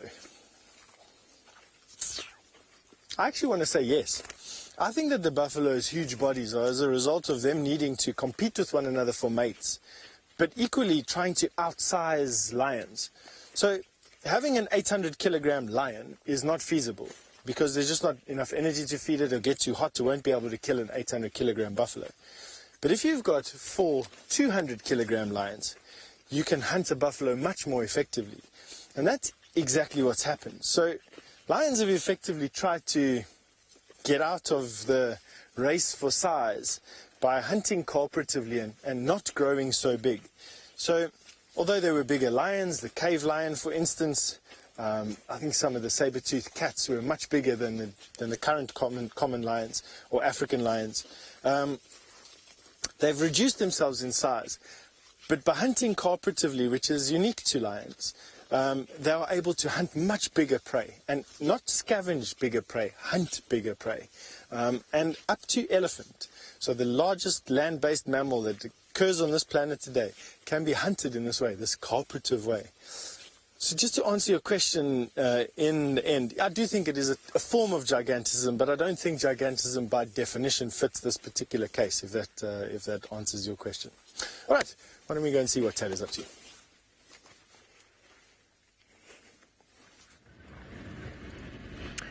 Right. Steph, I do agree with you with lions. It is pretty phenomenal. And I just keep thinking of, what we just saw now. That buffalo skull. That buffalo must have been, maybe he was really thin from, like I said, I think he was killed during the drought, maybe during 2015 even. And, oh, wow. To watch lions bring down such a big, powerful animal must have been amazing. And Tristan had a really good sighting. I think he was with a sausage tree pride that brought down a buffalo. If I'm not mistaken, it was a sausage tree pride, hey? And you got those amazing shots of the buffalo trying to run away and the lions then leaping onto its back. and that's just pure power, because the buffalo and the Mara are definitely bigger than they are here. I mean, that's those set of horns that we've got would be an average size set of horns to have on a buffalo bull. And remember, we saw some spectacular fellas. But of course, we've discussed, with all that food around all year long, it's only natural that the animals will get a lot larger. Remember, animals here, they go through a period of 3-4 months where nutrition is very, very low in food, and of course that's going to affect growth, especially while you're quite young. So it does amaze me as to the size of the creatures in the Mara in comparison to here in the Sabi Sand. And I think the lions, even, the big prides hunt buffalo, but you don't often see just one lion taking on, a buffalo in the Mara. I think they give the big cats a run for their money, and some of my favorite sightings were in fact just below camp, just below the Olololo escarpment, where we would watch the Olololo pride get chased around by big herds of buffalo. Remember, early hours in the morning, it was so beautiful, but also quite comical in a sense, and then also terror would set in, because you'd see a cub not getting out of the way quick enough, and we'd be worried that they'd get trampled. So it was pretty amazing watching those kinds of sightings, all sorts of emotions racing through your body. And it is nice when the prey gets away from time to time, but the cats must eat too. And I definitely reminisce about the Mara often. Well, I suppose you can tell from the bones how long sort of an animal's been dead for, and also those, I don't know if you saw, on the horn itself, on the keratin, there's the keratin moth, or the horn moth, and they normally only start, or I suppose, pupating on the, and about 6 months, been there for about 6 months in the bush, from what I've heard, so you can kind of use that.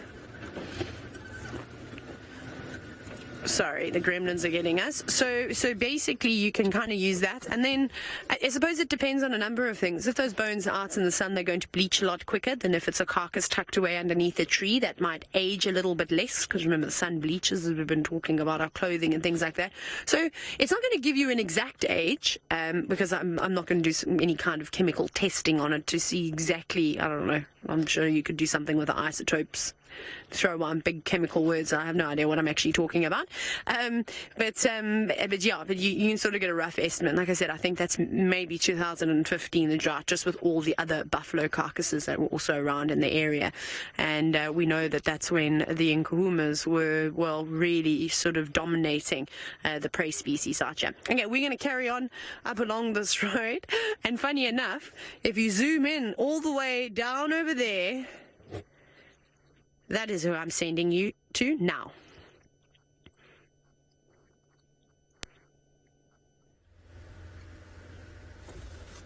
Who's stalking me? Where's Taylor? She said she can see me. I can't see Taylor. Okay. Oh, there she is. Okay. Now I'm trying my best to. Oh no, was that just an? Hold on, what was that? Oh, if that, it looked like an owl. It's an owl. It looks like a barred owlet.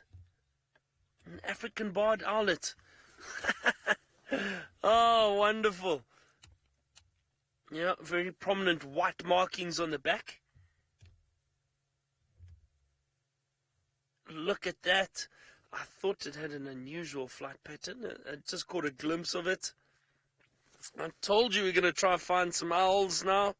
That's awesome. Yeah, a little African barred owlet. That is what that is. I'm happy. That is wonderful. I've not seen one of these for a while. For some reason, this area in Djuma has always been very... what's the word?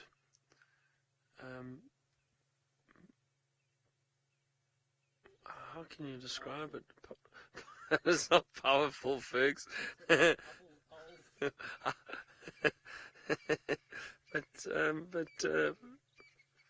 don't know. It's been prosperous with owl findings. Is that the correct? You're fruitful.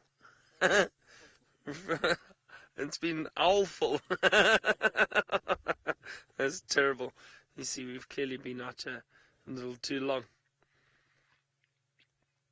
But that's really beautiful. A beautiful barred owlet. I think I'm going to sit here a little bit longer. But let's quickly go across to Steph. He's managed to find some kudu just before they disappear. And we'll see if this owl stays with us. It's nice to see the little barred owlet, and it is a tough call. Do we come to the kudu who like to run away as soon as you see them? And we don't really frequently see them at Djuma. They're common antelope, but fairly rare. Or do we stick with that little barred owlet and its penetrating gaze and lovely coat colours? So this particular herd of kudu, I think, has just been hanging around in this area. That we saw some tracks of them a little bit earlier.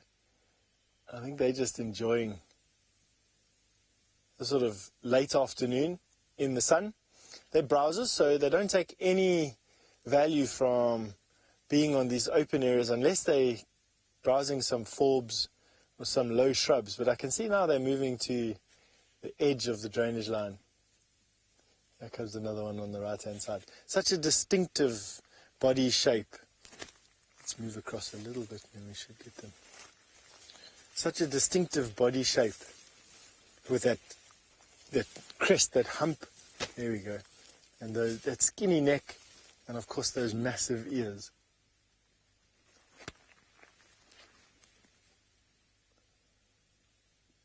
Easily in the lion weight class, 200 kilograms, about 400 pounds or so. But we've had a nice look at these. Let's go back to Byron before that owl that flies away.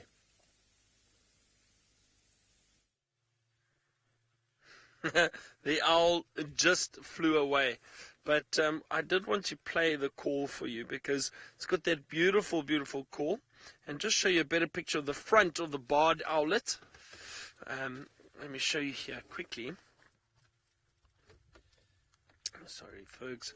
Let's have a look at that. It's always great to see these little owls. So that's the front of the barred owlet. There's very prominent brown markings on it. Let's just see it there again. See if we can see the back. Hold on. There. That's what we got to see, that very clear white little markings on the back. So easy to identify. Also, the other owl that it might be confused with is the pearl-spotted owl. Now, hold on a second. Let me show you. There's the pearl-spotted right below it. So have a look here. See, also a very small little owl, but doesn't have those clear, it's almost got more streaking down the front. It doesn't have very clear white markings down the back of the wing. But then also, if you see the back of this bird, okay, well, there's a nice view of the front. You see that? It's more streaking, not the actual almost very clear blotches that the barred owlet has. But then have a look at the back of the head. Very clear, two little dark marks.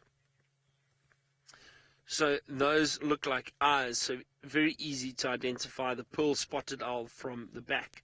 Now let me just play this barred owl call for you. There we go.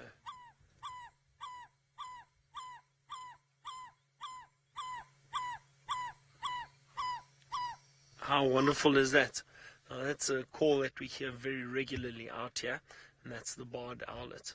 Now, Paula, you're asking what is the largest owl that we have. So the largest, there are two species that are very, very big. But the largest one in this area is the Verreaux's eagle owl. It used to be known as the giant eagle owl, and we've seen it a number of times on Safari Live. Who knows? Maybe we find one in the next few days. Oh, that's so funny.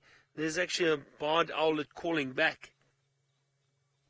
I think the one that we saw off to our right is calling, and there was another one calling further down, off to the left, down to the drainage line.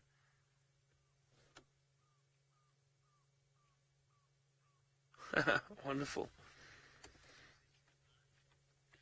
So this is the giant eagle owl that I was saying, Paula. That's the largest that we get in this area. Now, it's about 62 centimeters. So just to give you an idea quickly how large this bird is, if it was sitting in front of me, it's about that big, 60 centimeters. So really, really big. Now, that is quite large. And the other large one is the Pell's fishing owl, which is beautiful. It's mainly a nocturnal hunter. They hunt fish at night. And this is slightly bigger than the giant, or than the Verreaux's eagle owl. It says it's about 63 centimeters. But I think they're quite similar in size. If you saw them together, they'll probably look about the same. But we don't see these here. They prefer wetland areas. Up in Botswana, you tend to get them, and along major rivers, you might see them too. The Pell's fishing owl. And they hunt fish at night. Isn't that amazing? Really incredible.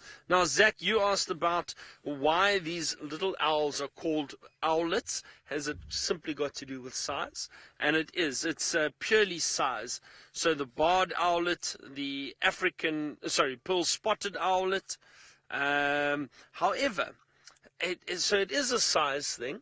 But then I don't understand, because there's the other little owl, the Scops owl, which is very small, is just known as the Scops owl, not known as the Scops owlet. So I've read it's got to do with size, but then that doesn't make sense. Why do you leave this little one out? Why is he considered an owl and not an owlet? So again, I believe it's due to the people who name the birds just guessing. I really don't understand it. Some of the bird names make no sense. The older names made sense, newer names don't. Certain things, I don't know. I don't know why. Anyway, there will always be some mysteries to us. Now, I just want you to hear quickly for a second, if we can hear that barred owlet calling.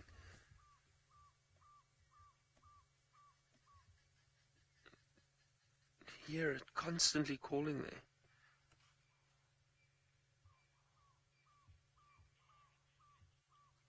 It's very faint in the distance, maybe a little bit too far. All right, well, let's see. Maybe we find some other owls. Let's carry on. I'm very excited that we found... Oh, wait, there. I think one just flew in there. I think it is at the... It is there, folks. I can see it. Have you got it there? There we go. Let me try and move forward slightly. Is it right? Now you can see the owl there. Look at that. There he's calling.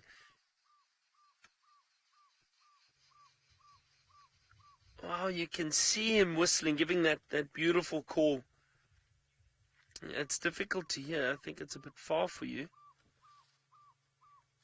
But he's calling his little heart out.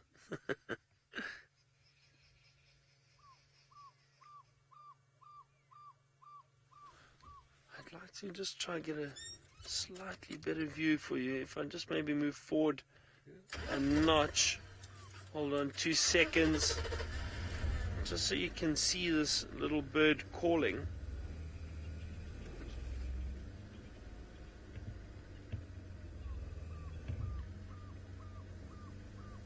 Is that a bit better? There we go. There you can see it. There it is. And look at that chest puffing in and out as he's calling. Isn't that beautiful?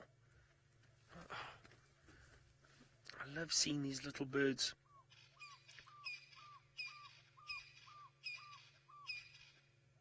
But now, it just shows you how well camouflaged they are, and unless they really move or call, it's very difficult to find them. Well, on that note, let's go to somebody else who's quite a hoot, Steph, and see what he's up to.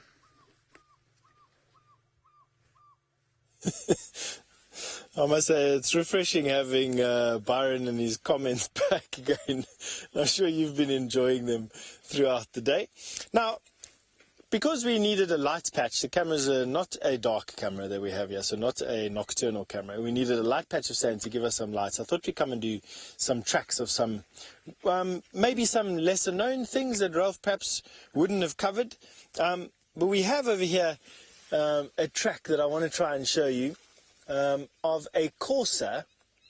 Now, a courser is a obviously fairly common bird that we have out here, and that is its track there.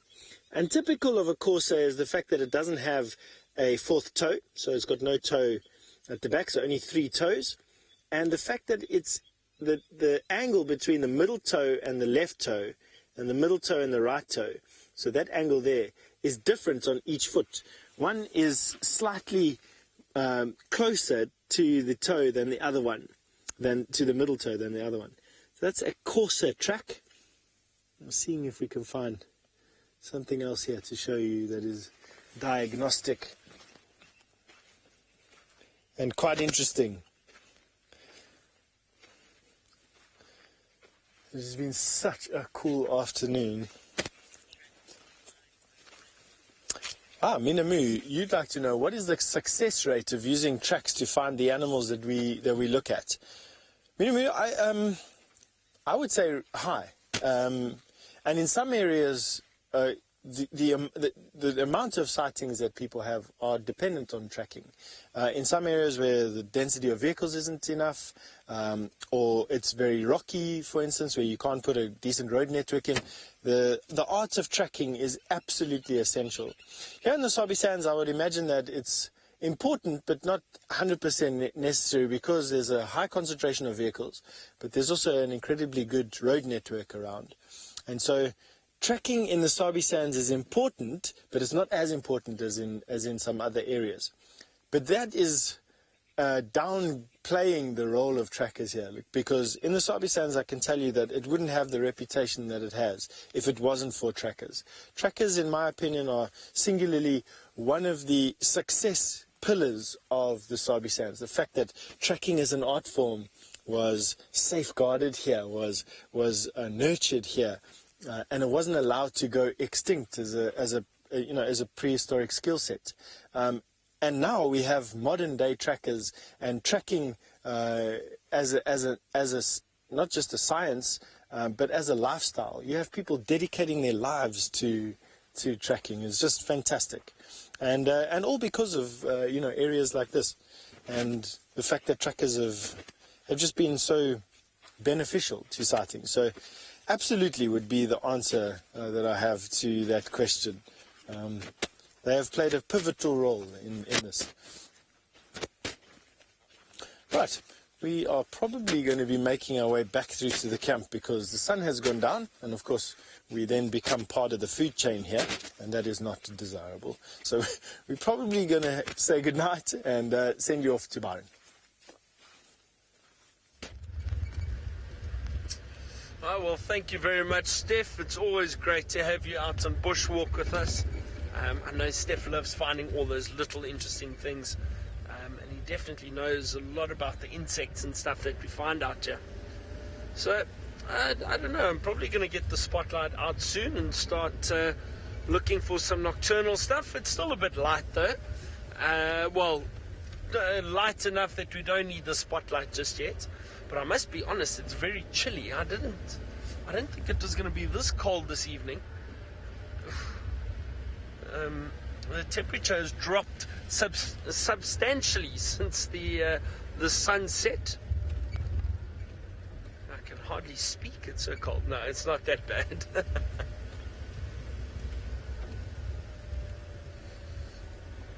Now, Jimmy, common nocturnal animals that we get out here, I suppose, if you think of birds, the nightjars and the owls, starting with them, there's normally a good chance of seeing those at night. And then I would say something like a genet is, I wouldn't say common, but you've got a good chance of seeing a genet at night. Certain times of year, the bush babies, always great to see bush babies around. What else? Civet, maybe.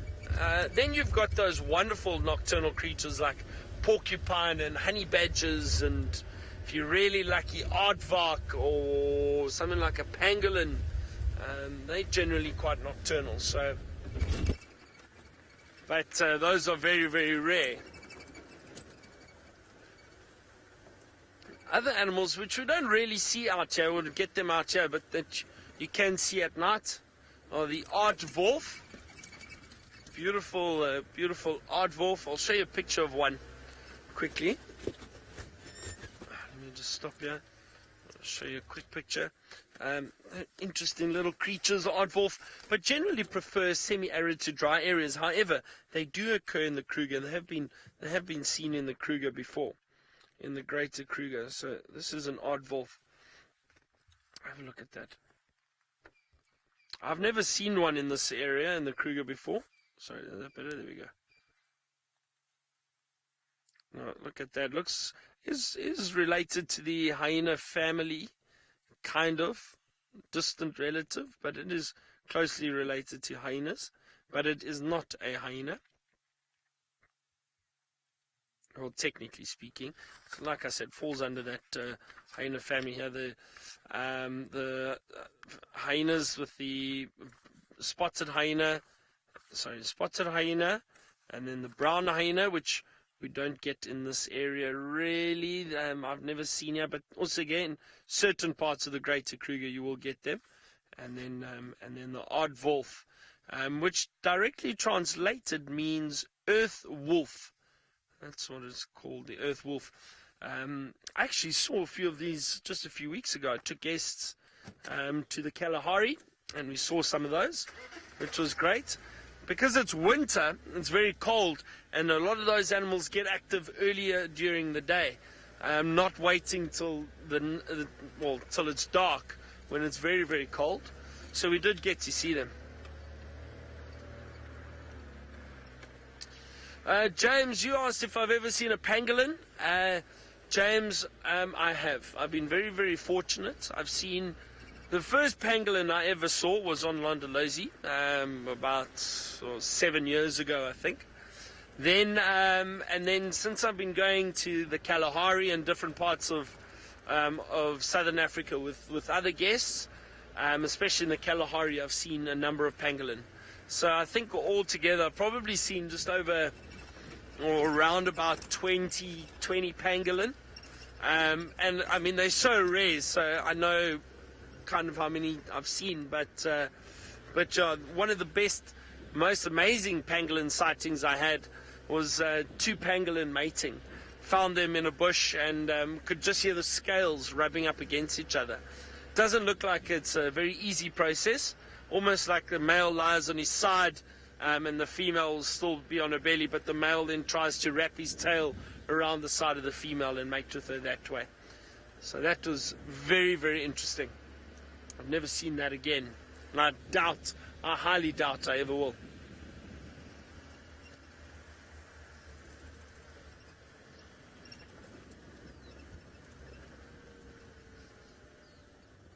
Now, Jamie, you said that I say the aardwolf are rare in this area, and how rare is rare? Well, like I said, in other parts of the country, they're a little bit more prolific, and you tend to see them a lot more. Here, not so much. But again, I think it's probably because of the high predator count. So lots of lions, lots of leopards. So those animals that are a bit rare and shy and strictly nocturnal, you're not really going to see that much because they'll be very, very secretive. So it's not in case of them being rare as in endangered, just rare as in you hardly ever see those animals. But some of them do occur all over.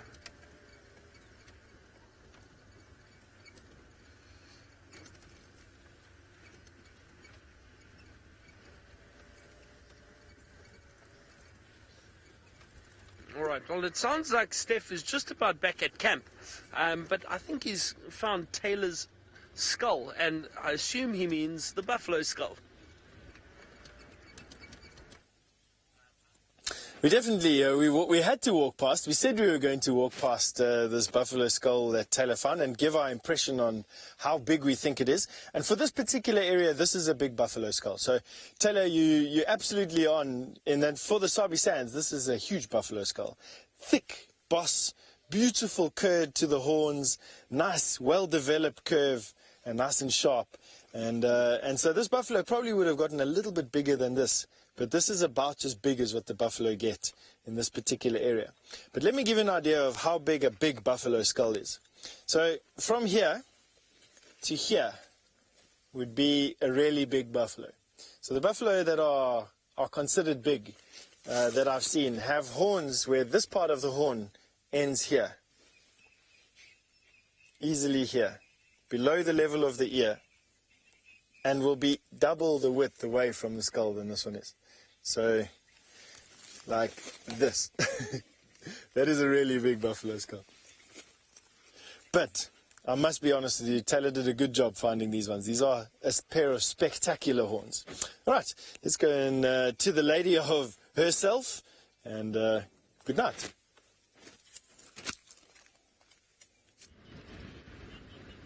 Glad you made it home safely. I'm also glad you agree that you think it's a big buffalo skull, because at one point I was like, am I making it up? Is it really not that big? But thankfully it's definitely a large one. I'd like to have a look at a buffalo skull in the Mara next time I get the opportunity to. I'm just have a little look and see in terms of size how sort of big it is. But that was so special, and I think that's all I'm good for, is to honestly just finding big skulls and horns of animals, bringing them back to the tent. The bone collector is what you can refer to me as now, not the animal finder, the dead animal finder though. Oh yes, sorry everybody, thank you for reminding me, Luke. I forgot to tell you that the reason why we are in black and white now is because we've of course got the infrared on. Wonderful. So that's good, and hopefully we'll find some critters that we can use the infrared on. It's not on right now like the big lights that we have, otherwise my brain would fry, and that would be no good. I don't know if I want superpowers. Hey, radiation superpowers? What do you think? What superpowers do you think I could get to if you blasted me now, Sebastian? No, I'm only joking. Leopard queen, maybe I'll get powers to be able to sniff out leopards. Maybe one day. So no, those lights go off us normally. So, are we going to see a bush baby tonight? Are we going to see a porcupine? Are we going to see a honey badger? Or are we going to see a white-tailed mongoose? Now, Annie's on a white-tailed mongoose this evening, so that's what we will be searching for. Try and find one of them. I really like them. They're so cool. The more and more you see them, and normally when you see them, you get such a quick sighting of them. That's what I loved so much about the Mara, is that everything there just sort of hung around and didn't seem to run away. There they would, but then it was so open. You could just keep watching them for ages. I remember when we saw the striped polecat, which is like the South African equivalent of the African equivalent of a skunk, really. That was epic. That was insane. I couldn't believe my eyes when I'd seen one. I thought I'd never, ever in my life be going to see a striped polecat. I honestly thought I was going to see a pangolin before I'd seen one of those. I wonder if Byron's ever seen a striped polecat before. I know Tristan said he's seen one in the Sabi Sand many years ago. Very, very interesting, very shy creatures too. Brent had a great sighting. He found a den site in the Maasai Mara National Reserve. Now we're going to keep searching for owls. Byron is already one up on the owls tonight, but he is the king at spotting them. Let's go see if he's ever seen a striped polecat.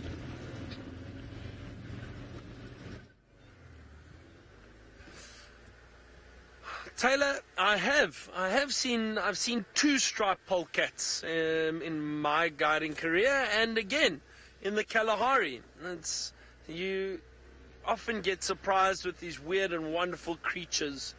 Now the Kalahari, it's part of the desert, the Kalahari Desert, which is known to be basically the western part of southern Africa. So it extends from the northwest of South Africa up into Namibia and up into Botswana. Now, that's, seen striped polecat in the northwestern part of South Africa, so the southern part of the Kalahari. I've seen two there. Very quick, brief glimpses, but I have seen them running around at night. Not very, very big.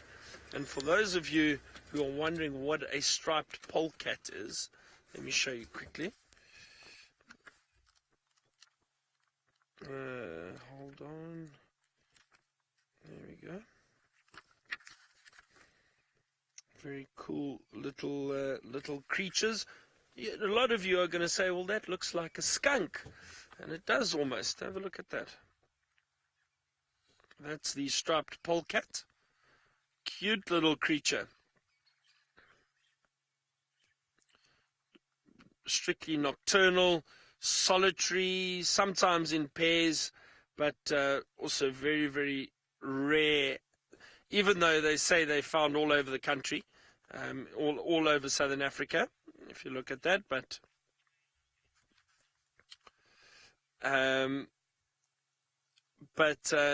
you hardly see them. Now, Megan, you asked, does a striped polecat spray a foul-smelling scent like a skunk? It does indeed. So if it feels threatened, it arches its back, and it does secrete something from a gland, an anal gland. It sprays, and very, very potent smell. I've never smelt it. I don't know what it smells like, but apparently it's not very pleasant. So that is the striped polecat. But yes, I've been very fortunate that I've seen 2 of them. It's always great to see these weird creatures. The one animal that I haven't seen yet that I really, really want to see, and I know Taylor's seen a lot of them because she guided in the Eastern Cape, and there are a lot of them down there, is the caracal. I've never seen a caracal in the wild. So maybe I'll have to make a trip down to the Eastern Cape, the southeastern part of South Africa. Go and have a look down there.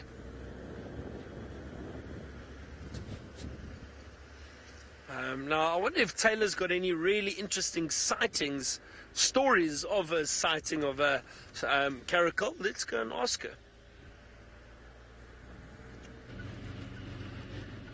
Byron, I'm going to have to take you to the Eastern Cape to show you the caracal. There's so many down there. The farmers really, really dislike them because they eat lots of sheep. Lots and lots of little sheep. They're called lambs. I don't know why I said little sheep, but anyways. So I've told most of the stories before, though. I've had some cool sightings. I've seen caracal kittens. I mean, like, that's amazing. And I can't tell you how many times I've seen caracal. I was very, very, very, very fortunate enough to see. Sorry, I'm just listening to the rattling noises that are coming from the vehicle. Yeah. I mean, I've seen one here, only once though, and I mean, I couldn't believe my eyes. I mean, you'd speak to people who have been here for years and years and years and said they've never seen a caracal in their life. So the one that I got on Cheetah Plains, I was very, very lucky. But I suppose there's an opportunity to see any one of those creatures at any given time. You just got to look hard enough and hope that you're at the right spot and that you're live. Otherwise, no one will believe you. Hey, Sebastian. You know, you got to check with guides because we like to tell stories. That's why we're great to have around the campfire. You can tell all sorts of stories, and I think the biggest storyteller of them all must be Byron. Goodness gracious. You would all be so lucky to join him around a fire and to hear the tall tales. Today we were all sitting around the super table, as Luke called it, meaning the supper table. It was quite funny, he left out a letter. We're listening to his tales of experiences with or going on a safari and not actually guiding the safari, which is always, those tales are always very, very hilarious. I suppose all guides are different, we all do different things, but when you hear it from Byron's perspective, you can't actually help but laugh. He does tell a good tale.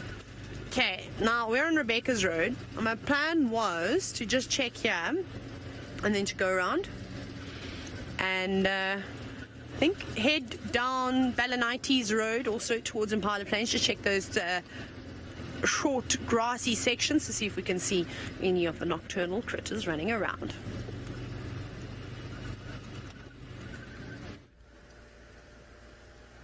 Oh, well, hopefully Taylor has some luck with something. Maybe, I know there's often bush babies in that area. I wonder if their bush babies have been around. See if we can find some too. But oh, smells like elephant. I just got a whiff that smelled like an elephant. I don't hear anything. Now, Jason, you asked how many species of owls are found in this area. Well, let's go through them, Jason. Okay, so start with the smallest ones. So the pearl-spotted owl, the Scops owl, the African barred owl, owlet, and the pearl-spotted owlet. So that's 3. Then white-faced Scops owl, the barn owl, that's 5. Then what else have we got? The spotted eagle owl, giant eagle owl, that's around here. What else? That's 7 that we see, that we've seen on Safari Live. I'm trying to think if there's another one that we've seen. Am I forgetting one? Look, there's a possibility of grass owl in this area. I haven't seen on Safari Live, and I think we need bigger open grasslands. So none of them are around here, I don't think. But a grass owl, and then let me just see quickly. Let's quickly just check. But I'm sure I've got all of them. Those are the different owlets that we get. Let's see. Or owls, rather. Wood owl, yeah, maybe a wood owl. I'd love to see one. I haven't seen one. Beautiful birds. Have a look at that one. The wood owl that occurs in this area, but I've never seen one before. Look at that.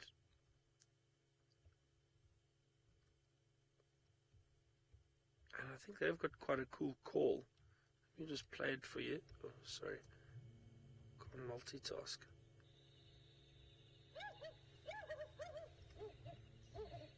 How cool is that?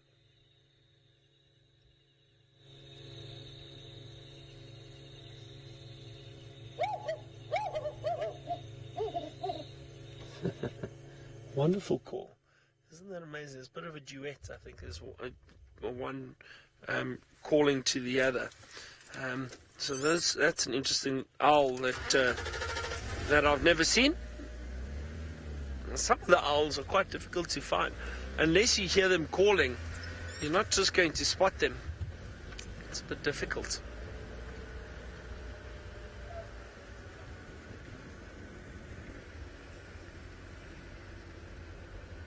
Anna Marie, the larger owls, I haven't heard of them necessarily preying on smaller owls. I've heard of them preying on different birds before. That has happened, but I don't think so much. I don't think other owls really. I think the owls tend to prey on other animals and other birds, not necessarily other owls. I've never heard of another bigger owl catching a smaller owl. I think it would also probably be quite difficult, to be honest. But then again, I'm not sure. Maybe there's been a record of it once or twice, but you never know. It's not to say that they actively go and hunt other owls. I have not heard of that.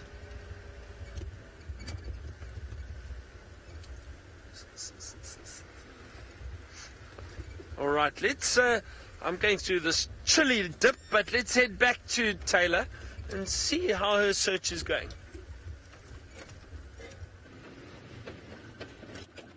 Oh no, this car sounds like it's going to break again. That's how my search is going, just trying to make it home safely.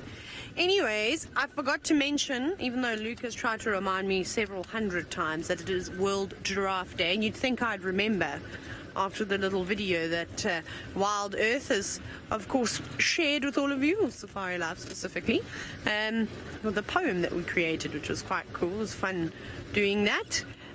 So yes, happy World Giraffe Day to all the giraffe out there. Sorry we couldn't celebrate with the giraffe, but they're out celebrating their own day, perhaps. Okay, over the bumps we go. So we just did the open air. Pardon? I don't know, sorry, I'm just looking through.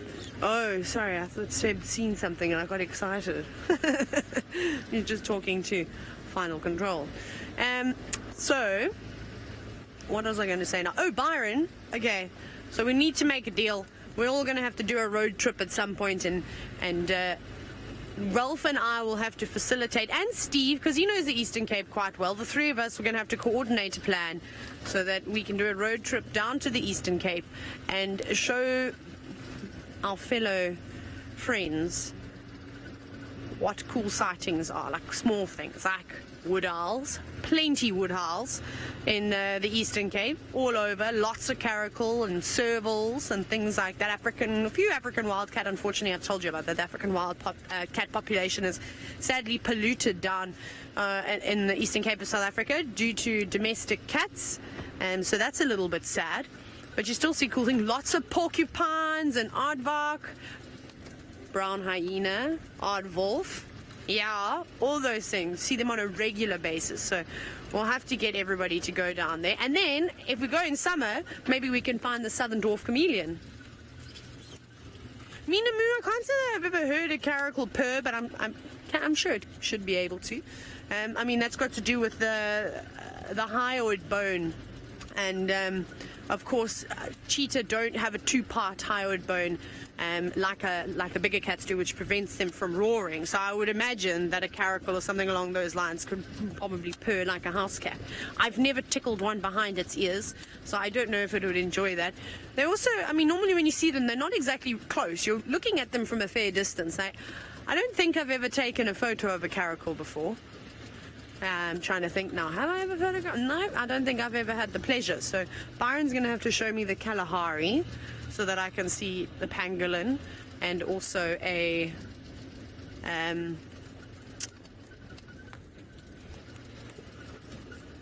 what else did I want to see? Now I've forgotten. A pangolin. What else could I see? Meerkats. I've never seen meerkats before. Not even once. How ridiculous is that? That needs to change. I'd probably fall in love with the meerkats and then want to live with the colony and not want to leave their sides. I know that will end up happening.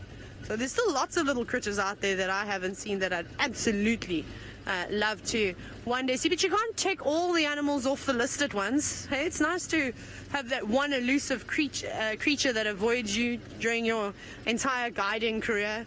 You know, we always try and look at the funny side of that when the animals hide away. I can't even find an owl till evening. How unusual. Where are you?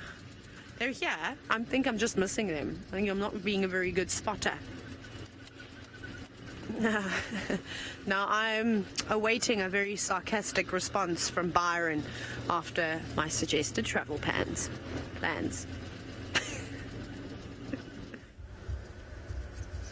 No sarcastic response at all. I think that's a great idea, Taylor.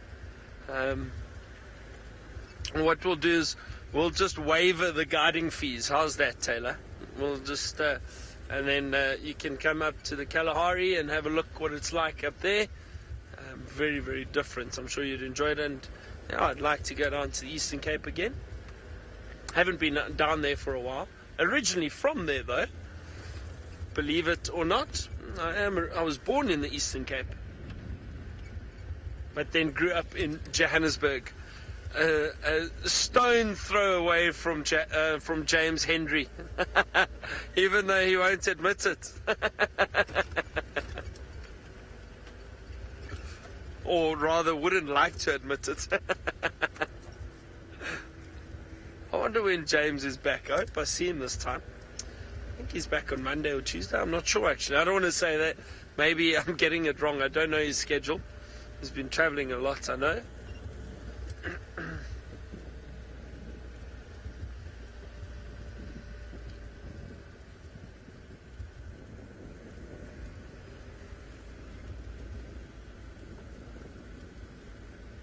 Masana Mandris, I don't know anything that's happened regarding the Avoca males. I think it's the Avoca Pride or Avoca males. I don't know. I didn't see them while I was down in the south, or hear anything about them, unfortunately. So I'm not sure. But the Birmingham males seem to be doing really well. There's another small coalition, 3 young males from the Salala Pride, which is a pride that is found on Londolozi. They seem to be doing quite well.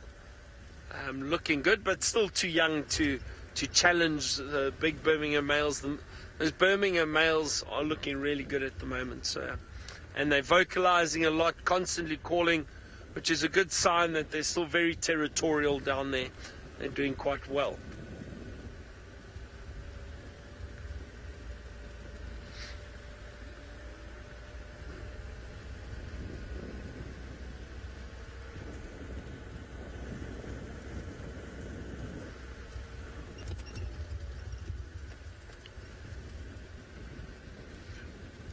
It seems to be a little quiet this evening. That's okay. It's a beautiful evening though. And let's go back to Taylor and find out if she's managed to find any bush babies or jennets or civets. Let's go and see.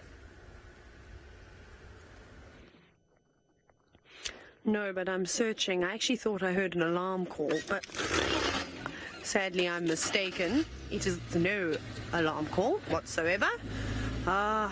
Come on, animals. I thought with Byron being around, he was going to bring back some luck to the bush. But apparently the bush is winning again. I don't know what we're going to do. Please come back, cats. Please be all around tomorrow morning. We would be very happy if you would show yourselves. Tundi, you in particular. Oh, I forgot to tell you this update. My apologies. So apparently, Tlalamba, Tundi's youngster, was found at Buffels Hook Dam on the move, probably wandering around, and she shouldn't have been when Mom had told her to stay. But it was just too dark to go and view that a cub on its own, unfortunately, without parental supervision. It was also after dark. So I said, no, thank you. We will come back and look in the morning and see if we can find her. I just need to find out what direction and things like that animal was moving in. But maybe some hope for tomorrow. But again, I'll believe it that there are cats in the Sabi Sand when I see it. See, I don't know why this car does that. Why do you want me to drive fast? I don't want to drive fast, car. I should be able to go that speed, no problem, in second gear. It's having an argument with me. Sorry, I just had to put the vehicle in its place.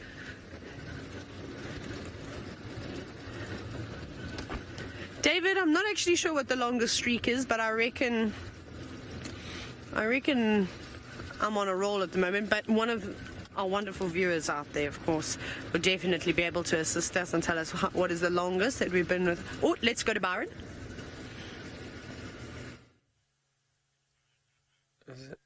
We found a bush baby. Now, is that him?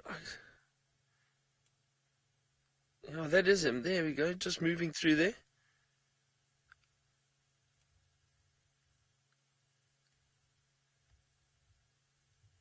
Tiny little bush baby. Oh, wonderful. Let me see if I roll forward a little bit, Ferg. Sorry, I'm just going to try to get a better view. Go through there, maybe. A little more.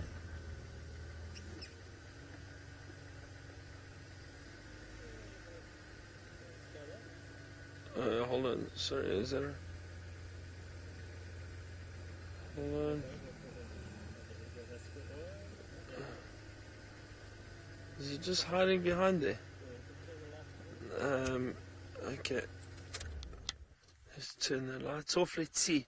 Oh, there you can just see his eyes shining back at us. There he is. You can see his face clearly now. Beautiful little bush baby. Look at that. Just peering actually through the leaves. Wonderful, wonderful. So I believe that you've had a lot of luck with the bush babies of late, and it's a great time of year to see them. And this area seems to be very productive for bush babies. I always tend to see them. Isn't that cute? Oh, they probably, I must say, I think the bush baby is probably my favorite nocturnal animal. I really love seeing them. I think they're so cute. And look at those ears, constantly listening out. Now, I think this bush baby is probably just getting active, trying to warm up a little bit, and going to start looking for some food. They do enjoy feeding on the sap of trees.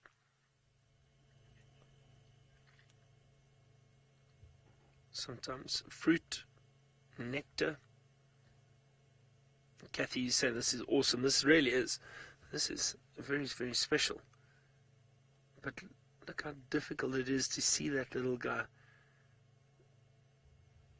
really hiding in there. Oh, that's so wonderful.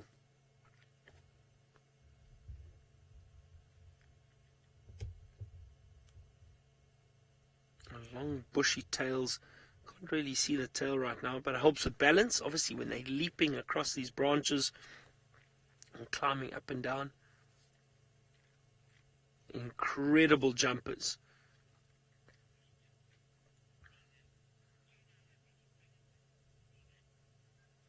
I see, Nick, you asked if they have any predators. Yes, definitely. Snakes, but also most likely some of the owls that we've been speaking about earlier. You can see that long tail.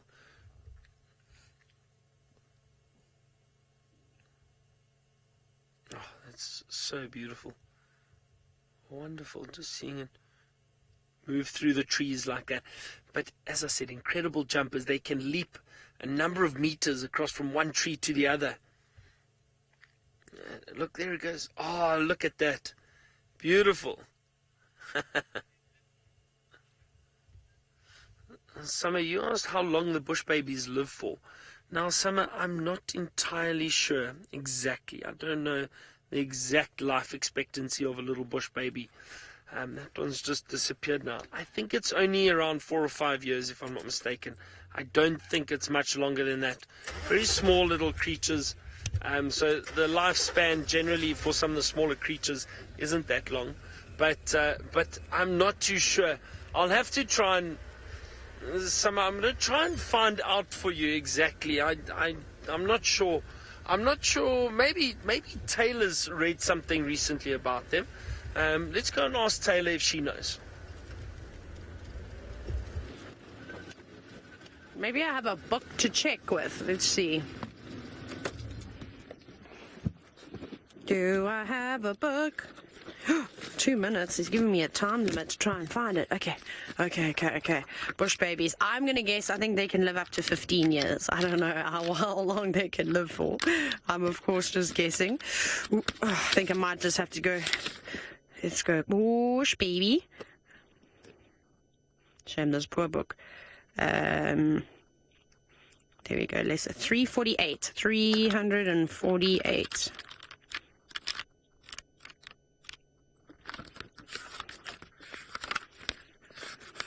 Okay, getting there.